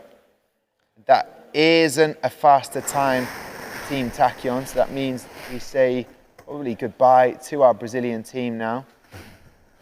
Yeah, I can confirm that now. Team Tachyon, you're still with me. You got all the way to the quarterfinals. Congratulations on that. But unfortunately, going out to the faster car. So we're still happy, are we, Team Tachyon? Yes, of course. We're still happy. Glad to have made it this far to be representing our country. And good luck, of course, to Nebula. Of course, we hope they make it far. And it's been amazing, lots of fun. Yeah, Pedro's ready. I think I've already read the message. It says, we are the best Brazilian team in the knockout races. So well done, Pedro. Enjoy posting that. Lovely to see you, Team Tachyon. But congratulations to Nebula. Bittersweet though. Whoa, whoa, whoa. You've moved places. What's going on? Don't think I don't notice this stuff. I'll let Ruben explain. He's a manufacturing engineer. What, for the car or the seat switch? No, we're okay with the. Realistically, this competition, as we said before, the stress has been kind of taken out of it. So, although it's not ideal to have a car break, like we'd love to see our cars get home in one piece. We're sure we have full faith in Gary, and yeah, we hope we can do what Team Tachyon said and go fairly far in the competition because they've been great competitors and we've loved racing them. Hashtag. At least we've got one car still intact. So. Yeah, you've got one car still intact. That's good. And what is the reasoning behind changing seats? That's a very good question. Just to keep you awake. Yeah, just keep us awake too. Yeah, it's getting late there, but as one of your teammates says, you don't want to burn out and use up all your energy. So listen, we'll come to you very shortly. Thanks for staying up for the knockout competition. And as you hear, breakage there, hopefully they'll be able to get that fixed. And they have full faith in Gary, which is good to hear. I didn't say full faith in Lucy, though. Doesn't have the same ring to it. It'll get there. Yeah, I suppose it will. Sam, enjoying the knockout competition so far? Yeah, loving it. As you've said, lots of surprises, lots of things to look forward to as well. Electron, good high quality car. Prismatic, obviously I've predicted are going to go further, but you know what? You'll never know. Yeah, so it's the 7th seed taking on the 2nd seed. The internal collaboration, Greek team Prismatic, were very, very fast. It was them and Quintilux yesterday. And as you can see here, Lucy, this is not looking like an easy fix. No, it's not at all, is it? So Gary's going to try his best. We're going to have a look what spare parts they've brought. I don't think we've got any spare wheels, so we're going to see what we're going to do, make the most of it. But unfortunately, not unfortunately, the front should be all right to fix if we just put some super glue. We will be at the races. We will be at the races. We've got the all clear from Gary. It should be able to race. And can I just ask, Lucy, just something I've noticed, do all chair of judges have a pen that has multiple colours? You're seeing there in the top pocket of Gary Anderson. Can you ask him if that is essential for chair of judge work? You don't want me to put the red side down because that's not good for points. Okay, that is not good. All right, great to chat to you, Green's Lucy. Good, red's not good. So let me get that right. Green's good, red's not good. Okay, that is good to know. So we head then to our last quarterfinal, Electron versus Prismatic. Electron joined up together. They from Orpington, all joining together to meet to hopefully see them go through to the semi-final. Not going to be easy for them. Electron, are you still with us? Are you still okay? Yeah. And you've moved as well. Don't think I haven't noticed. Pardon? You've moved as well. You've changed seats. You're shaking things up. Yeah. We've had a lot of time just to reorganise. Yeah. Okay, good. All right. And when you get onto the track, it's going to be difficult taking on Prismatic, isn't it? Yeah, for sure. It's going to be tough. Okay. And what do you hope? You're hoping to beat them? I mean, how confident do you feel? Anything can happen, really. So, yeah. Let's let the race decide. Yeah. Okay. And in the back of your mind, you've got Britannia Red through to the semi-finals. You want to join them at the very least, so you can be that last standing UK team. Yeah. We hope to, but we hope to. As you said, let's see what the race has to say. Hey, as the Irish team say, it is what it is. Anything can happen. Let's go trackside. Best of luck to Electron and Prismatic. Prismatic in lane 2. Electron in lane 1.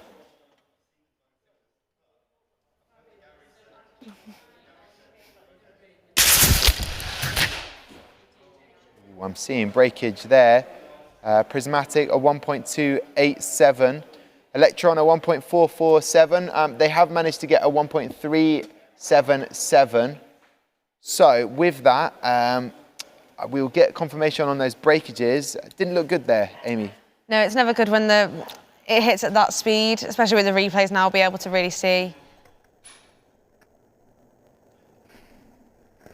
There you go, rear wing. It looks like it might be just a little bit too wide.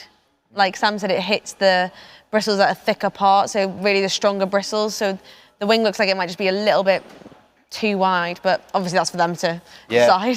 Yeah, that's in the hit zone really there. Electron, you don't want to see the rear wing come flying off, but still setting a fast time. But out of the two cars, is that the faster? Well, they're both pretty similar, so yeah. I'm pretty sure the A car's a bit faster than the third. Okay. Well, 1.377 is your best. You're going to need to really pull it out of the bag because you're going to have to beat a 1.287. Anything could happen. It all comes down to that reaction time as well. So well done to Prismatic.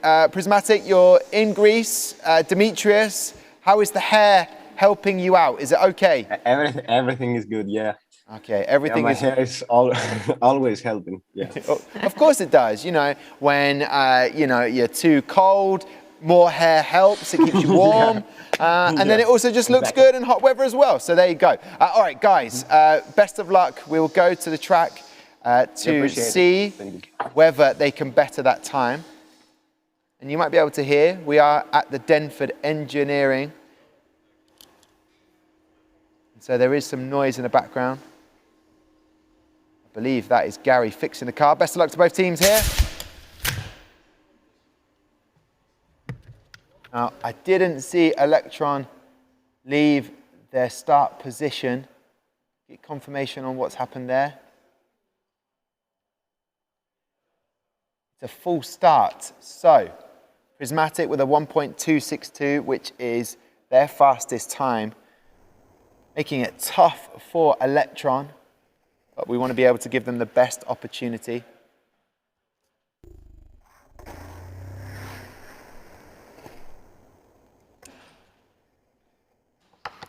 We are here at the F1 in Schools global headquarters, the Denford Engineering Facility. Work is being done to the cars. You might have heard that earlier on from Gary Anderson. Not just super glue, there are some incredible tools down here to try and fix the cars.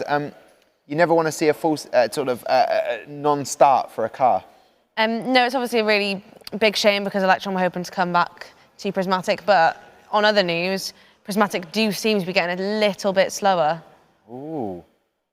Oh, okay. So it does give hope to Nebula, obviously, because they've had a couple of issues, but Prismatic's time was quicker in the quarterfinals as opposed to this one, so you never really know what's going to happen. Yeah, I like it when Amy gets critical. Prismatic, you are going through to the semi-finals. I'm going to stay positive and say congratulations. Thank you. Thank you very much. Thank you. Thank you very much. Thank you. Can they get faster? That's the question.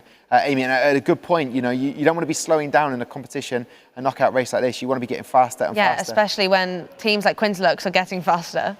Yeah, Electron, unfortunately, we say goodbye to you in the knockout competition. But anything can happen for the awards tomorrow, so I wish you the best of luck. Enjoy the rest of your evening. Thank you very much. Thank you for seeing. Bye, guys. Electron are out, which means I can confirm the only UK team to represent for the United Kingdom, where we are in Yorkshire, England right now, is Britannia Red. So we will have Nebula taking on Prismatic in the semi-final, and we will also have Quintilux versus Britannia Red. So I can now confirm Sam's prediction is coming true. Sam, how do you do it? Well, that was just gift. It was just pick 1 and 2 for that one, to be fair, wasn't it? Yeah. Well, no, as Amy was saying, it does seem like prismatic cars slowing down a little bit. Although in round 2 it did have a really slow at times, but that implies a slow reaction. But as they're slowing down, it seems like who is it? Sorry, Nebula have been speeding up. So in the first round, the fastest was at 1.305, or in that one it was in the 1.29s. So yeah, that semi-final should be interesting. Yeah, earlier on we saw Rocket, the highest seeded team, get knocked out by Team Tachyon. That didn't last for too long. It seems to be the highest seeded teams are now really dominating. Yeah, we've got 1, 2, 3, and 4, which doesn't always happen. But yeah, and if I remember correctly, I think Nebula and Britannia Red both have a time of 1.294, which is interesting because then they have the 2 faster cars either side of them. So we'll see what happens, but yeah, it'll be exciting. We will see what happens, but so far, has there been a team that stands out for you that you've been impressed with, that maybe you weren't expecting to do so well? Well, yeah, I wasn't fully expecting Nebula to do so well because they've kind of been a quieter team. They weren't the highest of the Australians on day 1 or day 2. So really congrats to them, and especially I really, really hope that Gary can get this car, which he says he will. I really hope he can get it fixed so that they can try and race. Okay, our thoughts are with Gary. He's got a lot on his plate to deal with at the moment. Lucy, what's on your plate? What's going on up at trackside? So I'm here with the 2 Zoom hosts because I've heard there's a bit of a confrontation between them, because one is supporting Quintelox and one is supporting Britannia Red. I'm going to assume Nat, Britannia Red? That is correct, yes. And why are you supporting Britannia Red? Well, may or may not be because I used to go to the same school as them, so I have to support Robert Mays. Hello Britannia Red, good luck. Wishing you all the best in this next race. I've had some rivalry through the knockout with quite a few different teams that we like, so it's been tough to choose, but Britannia Red versus Quintelox, I'm hoping for an English victory here. So Britannia Red on this side, and Maddie, I might have to interrupt you. Your hopes are on Quintelox. Any particular reason, or just not against Britannia Red? I've been seeing them a lot throughout the competition, so I saw them obviously on Friday and then Saturday and Sunday. So I feel like I'm really invested with them now. So before they've been live every time, I've spoken to them. So quite a nice team, they're quite lovely. friendly. Yeah, really, really good team. Really excited and really committed. So I'm invested for sure. So Battle of the Zoom hosts and Battle of England and Ireland. We'll see who comes out on top. The Battle of the Zoom hosts. Does the F1 in Schools World Finals not have enough for you? There was some real favouritism being shown by Nat there. He was even giving the fist bumps, going to the same score. I suppose you do have to support the team from the same school that you went to. Yeah, I obviously, my school carried on after I had left. And I'm always finding myself supporting Quantum. So Quantum, get back on the horse and get back here next year, please. Good to hear. Good to hear. Right, one thing that was happening there was Maddie was talking to Prismatic and had to be interrupted. So actually, Lucy was interrupting some work going on, but I still love to hear it. So Quintelox in Ireland, you know that Maddie is rooting for you. Great to see. We've got the mascot already on the desk. What do you make of your opposition, Britannia Red, today? It'll be interesting to see who comes out because we know that the 2 cars are both competitive. So yeah, they're a great team. Yeah, great team. We've been stalking their social medias a bit as well, and they seem pretty competitive. So we'll do Team Ireland. Okay, well, being half Irish, half English, I'm torn. I'm in the middle here, guys. So I'm going to have to say, you know, I'm just on the fence on this one. Amy, have you got a team you're rooting for? I mean, I said Quintelox right from the start, and they haven't disappointed me yet. My first day, I said that this car looks like a speedy one, and they've proved me right. Oh wow, Britannia Red! Did you hear that from Amy? That seems a little bit favouritism. Come on, Tom, fall on one of the sides of the fence. Come support Britannia Red. I've just fallen onto Britannia Red. Britannia Red, I'm now with you, supporting from the host desk. This is a bit of fun. It's exciting to know that you've got half of the F1 in Schools here supporting you and half for Quintelox. Hopefully it'll give you a little spring in your step. Yeah, it's great to have that little bit of rivalry. And Tom, I'm glad you've made the right choice today. And I'm sorry, Amy, for your choice. But you know, what can you do? What can you do now? Good luck to Quintelox. They're a fantastic team. They're a fantastic team. What is done is done.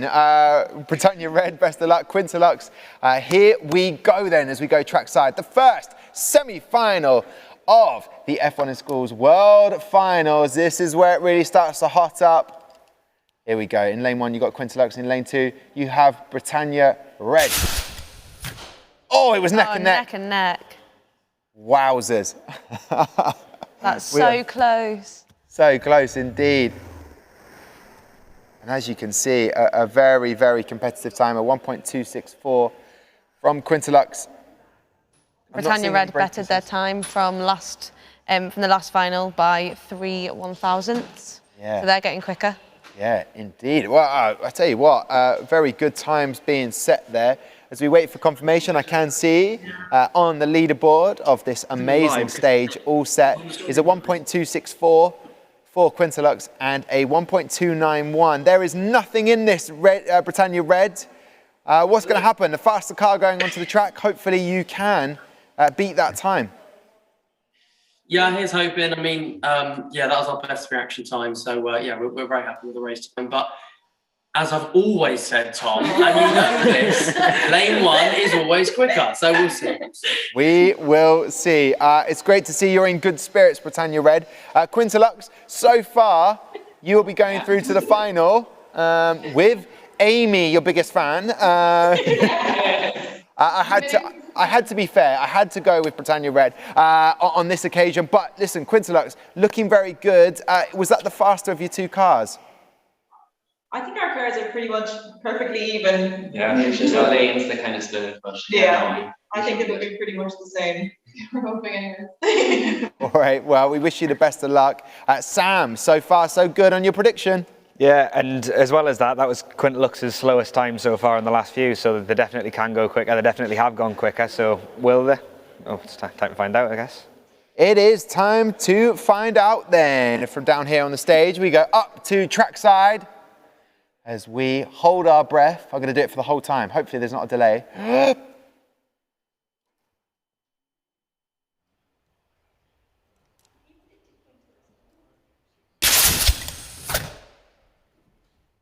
And now I can breathe. Quintilux, a 1.237.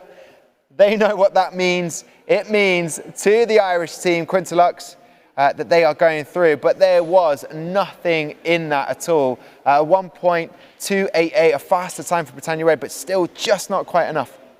Yeah, Quintilux's car does seem to be getting a little bit slower, which is not really what you want to see, but Britannia Red getting faster, which is what we like to see. Yeah, Quintilux, congratulations. We will see you in the final. There you go. Great to see you guys. Mascot did the job. Britannia Red, it got faster, your car. An incredible time, a sub 1.3, but we sadly have to say goodbye to you. Yeah, I mean, you win some, you lose some. I mean, Quintilux have had impressively very, very, very fast reaction time. So, yeah, all the best to them in the final. Yeah. All right, listen, I can see it on your faces, the disappointment, but tomorrow is where it really counts, guys, with the awards. So we'll see you in the afternoon tomorrow. Take care until then. Bye. Thank you. Britannia Red, taking it very well. You never want to come out of a knockout competition unless you have won the trophy. But Sam, good to see the sportsmanship from both teams there, as we expect in F1 Schools World Finals. Yeah, it's normally so good. Whenever I've been to World Finals, it's everyone piling into group photos and everything. It's so the environment, the friendliness, the friends that you make, the group chats that still exist. It's very exciting. Another thing to point out, obviously, we're talking about Quintilux getting slower. The other 2 teams in the next semi-final are getting faster, and those times are around about Quintilux. If Quintilux continue to get slower, it'll be neck and neck in the final, I think. Oh, that is the latest prediction. Like the excitement. I like that. Thank you very much, Sam, a former alumni with Unity Racing. And we are getting ready to put the new mascot on the desk, the Quacker, from Perth in Australia. Nebula, how are you doing? Great. Still tired. Yeah, tired. We're getting through it. We're getting through it. Well, I don't know if you have pumping. I don't know if you have a sleeping bag or a duvet in Australia is called is it doona? What is it called? Yep, a doona. There you go. Well, I hope you've got your doonas ready because this could go on for a little while. What would it mean to you to get to the final? It would be amazing. yeah, even though it's not worth any points, like it's the knockout champions. That would be awesome. There's always a little bit of pride in it, and obviously, so we were kind of rooting for Britannia Red there. We've got a great friendship with them from across the pond, and but no, we've also chatted with Quinn Deluxe a bit, and they're an amazing team as well. So it'd be great to race either of them, but right now we got to focus on Prismatic, who seem like a bunch of legends too. So, and what a huge pond it is! 17 hours worth of big flight. pond. Yeah, huge pond. Yeah, all right. Okay, I can hear more action, more excitement trackside. But before we head there, I want to talk to Prismatic. How rude of Lucy to interrupt your Zoom conversation with Maddie, Demetrius.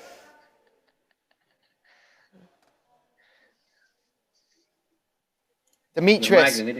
Yeah, I can't quite hear you. Georgios, can I talk to you? Sure. Maddie, was she giving you big information there? Not really. We were just discussing. Oh, you just discussing. Well, you discuss very little with me. You don't tell me too much. And maybe I need to ask Maddie. Prismatic, stay there. We have secrets. Oh, okay. Secrets. All right, Demetrius, I see what's happening here. Okay, well, listen, we'll head trackside for Nebula versus Prismatic. Unbelievable. Maddie's getting all the secrets. Yeah. We're getting nothing here on the desk. No, this is how you get the fast cars, with all the secrets. All right, fair enough. Sam, can you believe that? We're not part of the secrets. Shocking. Shocking. The show must go on. Here we go then. We're trackside. Our second semi-final to get to the final of the World Finals in the knockout races. Here we go.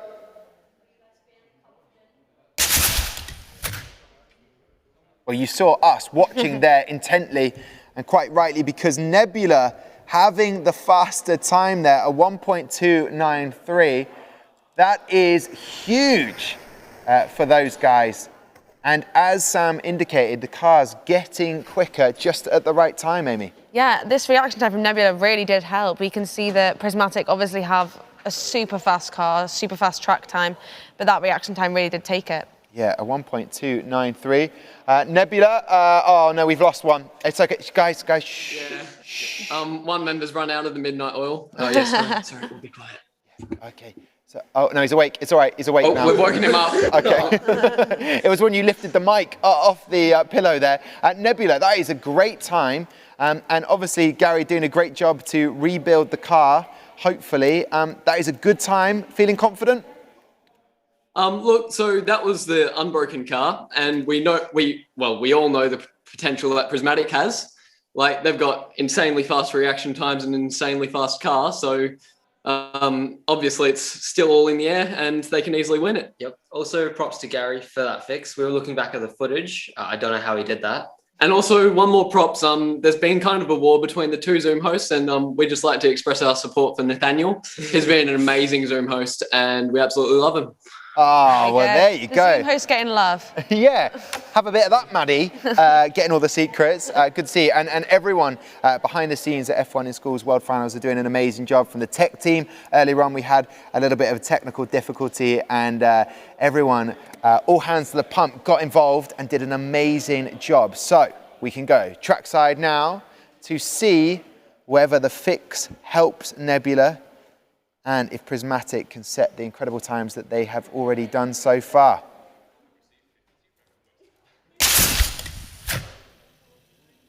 It is quicker from Prismatic, and there is nothing in this.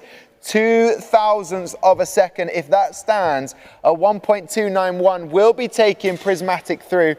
0.02 of a second. Nebula, you're on the screen. I know that must be so frustrating. There was nothing in that. No, mate, it's not frustrating at all. It's great to have such close competition. We love it. Great job to Prismatic. Absolutely incredibly fast car, and their reactions there just couldn't be beaten. So, yeah, as we said, always up in the air until the last moment, and very good job to them, and can't wait to watch the final between them and Quintilux. That is great to hear. Always that Aussie sportsmanship. I love to hear it. And well done, Nebula. Always a pleasure to chat to you. And now you get to go to bed. But these guys on my screen right now, Georgios, Demetrius, you keep your secrets close to your heart, but it seems to be working. You are in the final. Yeah. Finally. Finally in the final. Oh, it was foregone conclusion for Demetrius. He knew because he knew the secrets. Panagiota, how did you find the race there? Well, it sounds perfect. Perfect. All right. I'm so happy. Well, listen, I am expecting an acceptance speech from you if you win in the final. Hopefully you've already written it. Because I want more words from you when I come back to you. Well done, Prismatic. We will speak to you soon. Okay. Here we go then. All right, so it's official. Thank you very much for joining us this far. It is now a final, guaranteed to have fireworks. Quintilux versus Prismatic, and that, to be fair, is how we thought things would go. They were the two fastest cars, and they're in the final for a reason. Yeah, obviously Prismatic completely dominated the first day, and they were incredible, super fast car. And then Quintilux came into their own when it came to reaction times. So now we've both got varying strengths from the teams. This one's going to be a close one, I think. Yeah, and Sam, the emoji to sum you up would be the one with the sunglasses on, just looking very cool right now. You predicted it, but from your assessments and looking at the data, if Quintilux are slowing down and Prismatic are getting faster, this could be anyone's final. Yeah, exactly. The times are in and around each other, actually. So Quintilux 1.269, Prismatic 1.29, so only 300ths between them. A fast reaction time, a slow reaction time, anything could change that. Maybe some damage in one, if there was anything's happened there, slowing them down. Exciting stuff. Now, I don't know if I'm saying too much about you, Sam, but you had an exam this morning. Yeah. How did the exam go? It went all right, actually, surprisingly well. Yeah, considering I'm working here all the time as well. Well, I hope it went well for you. Unfortunately, because of that exam, that meant that you didn't get to go around on a tour with Gary Anderson with this Formula One Williams car here. It did mean that Amy, who was begging to get on that tour, managed to do it. So we can bring that to you now. This is Gary Anderson explaining everything with Team Unity and Amy about this Formula One car.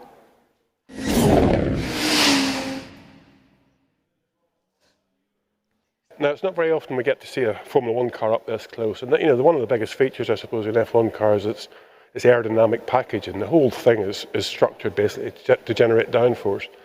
It's as much pushing that way as possible, so all the surfaces are generated to give downforce. You don't want to be getting lift, and some of these surfaces are actually will give the car lift, but that's a negative.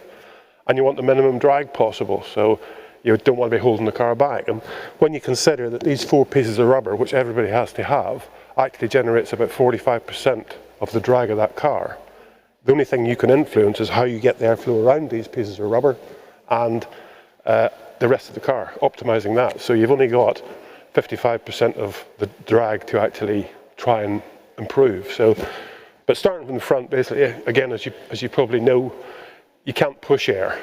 You can't push the air across the car. The car has to penetrate the air.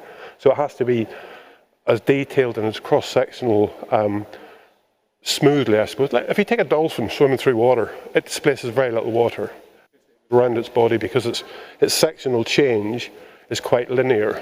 It doesn't have big steps because that's what creates turbulence. So a racing car, although it looks funny with all these bits on it, is mainly designed to maximise the airflow inside the front tyres. Which is what the car's got to work on then to create that downforce. So you just start from the front wing. You can see the shapes here. Obviously, that's pulling airflow in around the front tyres. All these little slot gaps mean you can work the front wing harder, and the airflow doesn't stall on the undersurface because it can pull more airflow through here. This bib, as we call it, on the front, that's all about getting that airflow to go underneath the car, get right to the middle of the car. So the critical area is the minimal cross-sectional area possible across that point there, so you get maximum airflow through there. Then we would come to the suspension components.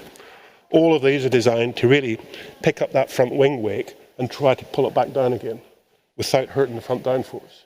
But you want to get that airflow prepared for the rest of the car. And that's again what this barge board assembly does. These are all about tidying up the airflow coming off the front wing, preparing it for the rest of the car. So you get decent airflow around here. And one of the things that happens, I'll go around this side here to show it to the camera, as that airflow comes off these barge boards, this part of the floor here is pulling that airflow out from underneath the floor. So the front corner of the floor is working as a small diffuser in its own right. And that sets up a vortex. And that vortex is rotating, and it goes into these slots. And because of that rotation, and the fact it's going around the outside of the tyre, it stops other airflow being pulled underneath the floor, which would reduce the depression that's underneath the car. So the diffuser comes next, trying to pull that airflow. So whatever's happening up front is all dictated by the diffuser, trying to pull that airflow out from underneath the car. Obviously the wings speak for themselves. They're just there to generate downforce. You've got an upper surface and a lower surface, and it's about just getting as much out of that as possible with minimum drag. So any questions, ladies and gentlemen? Should we start at the front? Yep. Sure. I mean, I'm hearing you talk so much about aerodynamics, but I'm seeing here that there's this kind of counterintuitive rod sticking out of the top of that. Why would that be there? And same with these two little gaps here. It just doesn't quite make sense to me.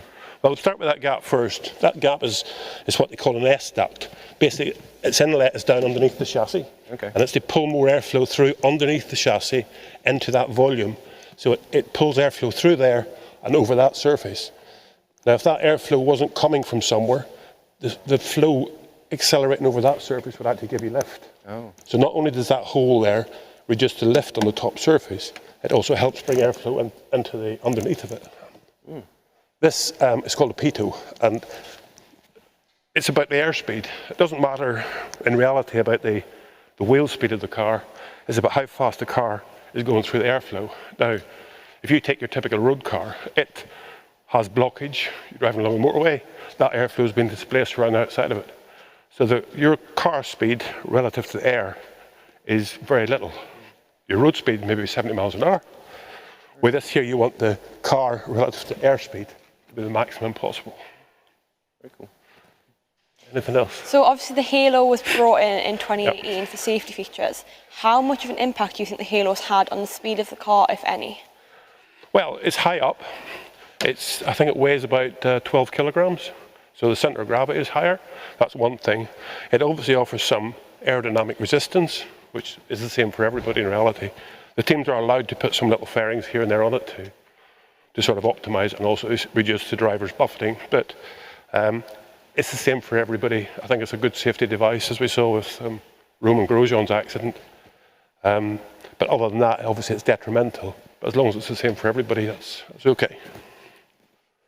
So like you said, Gary, it's really unheard of that you can get this close to a Formula One car. But every single weekend, we will see the steering wheel in front of the drivers. Yeah.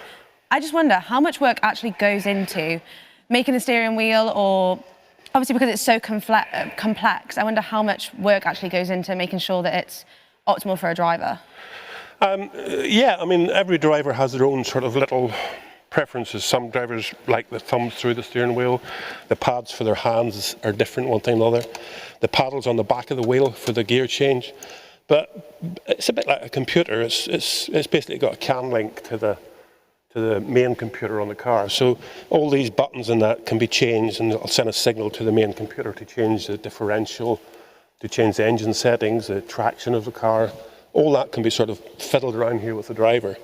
And as we saw this weekend, there is a button. I don't know what's like on the Williams, but there's a button that you can move the brake bias further forward, so that during a safety car, the drivers can warm the front tyres up and warm the front brakes up. And Lewis Hamilton did that, as we saw, with a bit of steam coming off the car. Sometimes a bit too much. But then when he went to the first corner, he hit the button again, and he went into that corner with something like 80% front brakes, which meant he just locked up the front brakes. So all of this stuff is very critical to the car performance, but it can also lose you a race as well as win you a race. Yeah, I've always been interested in how they've managed to set up the car, how they can change the car from the pit when the cars are racing. But, me and Michael are under strict instructions from Kyle and Lawrence upstairs to ask about how the diffuser can affect the performance of the car. Well, as I said earlier, basically, you know, you can't push the airflow over this car. it's being sucked by the diffuser right from here. It all starts at the front, but actually it's the thing at the back that makes it work. And that's what's complicated with these cars. When you start to optimize them, you'll start here and you'll play around and get everything working a little bit better, and you'll get to the back because that part at the back makes the front work. But then you'll start at the front again and go back through the car. So you just keep on going from end to end. The diffuser, as I say, getting the diffuser itself to this outer corner of the diffuser here is very critical because it connects up the low pressure behind these tires. So basically the diffuser itself is actually the width of the car. This thing here is sucking on that airflow at the front wing and pulling it through there faster. And as you know, downforce is generated at the square of the speed, so double the speed, 4 times the downforce. And the faster you can get that airflow underneath the car, the more downforce you're going to have.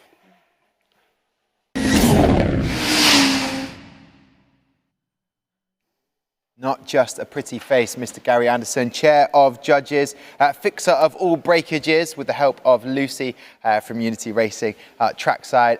Just the wealth of knowledge that Gary has from years being in F1, it must have been fascinating. Yeah, you never really get to see an F1 car like this close up, so it was really interesting to have someone who knows these cars inside out talk you through it, and you could ask him as many questions. I could sit and talk to him all day. I know, it would be great to see. Unfortunately, Sam didn't get that experience, but he's just watched it, as you will have done wherever you are in the world. Thank you very much for joining us. Today is day 3, it's knockout racing. A kind of an emotional day. You go through all of the roller coaster of emotions, feeling like this is going to be it. You can get through to the final. But we do have the number 1 and number 2 seed there for a reason. They've just been incredibly good. Yeah, obviously they're very speedy. They've both got their strengths. Like we said, that Quintelox has incredible reaction times, but Prismatic have a very, very fast car. And Sam, you are by the main screen. You've moved closer. Yeah.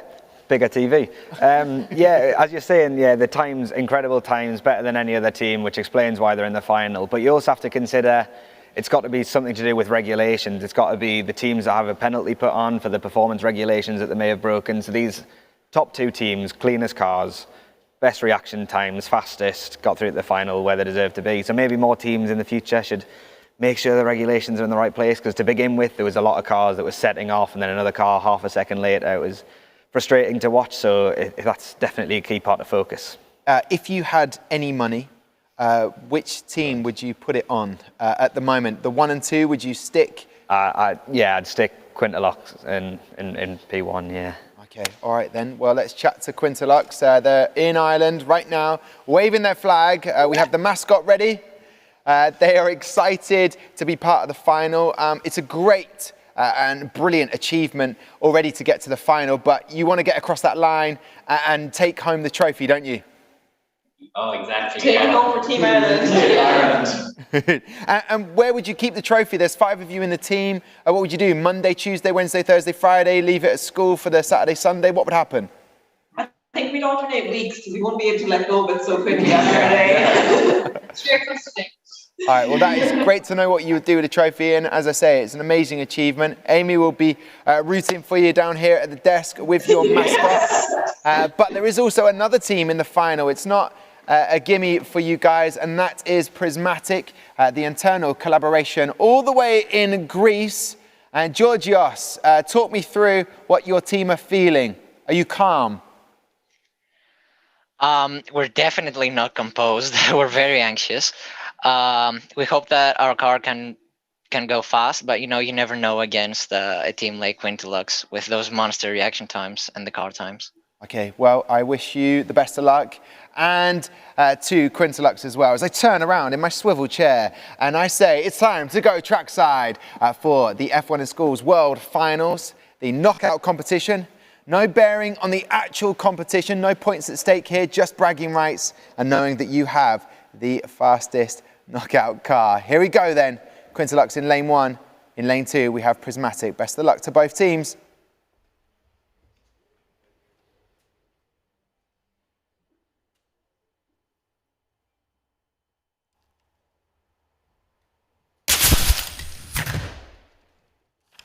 Well, as you can see there, an incredibly quick time, a 1.186. They have got even faster from their last 2 races. I'm talking about Quintilox, who've already knocked out Olympian Racing. They've also knocked out Dark Matter, and they have knocked out Britannia Red to get to the final, a 1.186. That's incredible stuff from Quintilox. Yeah, again, like we said, Prismatic have such a quick car on track, but those reaction times really do seem to be letting them down right now against Quintilox. Okay, Quintilox, you're both in my screen behind.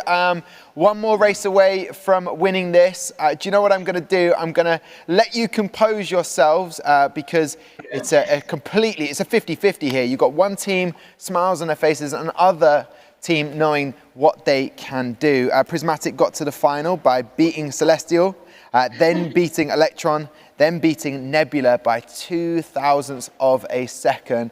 Incredible stuff from them. And now they are in the final. I was going to ask actually about the video that we just saw with you, Gary Anderson. You were wearing a same shirt with Michael. Why was that? Very observant. Yeah.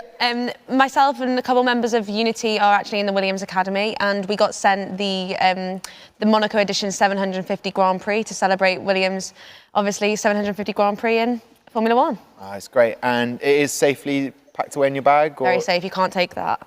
Yeah, you heard it here first. All right, so we are in the final of the knockout competition format. You can see Kyle on the left of your screen, Oscar, race director on your right, getting things lined up. So far, Quintilox will be taking the trophy. That there's no other word for it. It's an incredible Pirelli tyre trophy. That'll be winging its way to them. But anything can happen in knockout racing. We wish both teams the best of luck. And to all of the teams that have competed today, it has been truly gripping stuff. And so far, Sam's prediction is going to come true. I'm also going to ask you for the lottery numbers as well, but that's going to be off air. Last race, best of luck to the teams.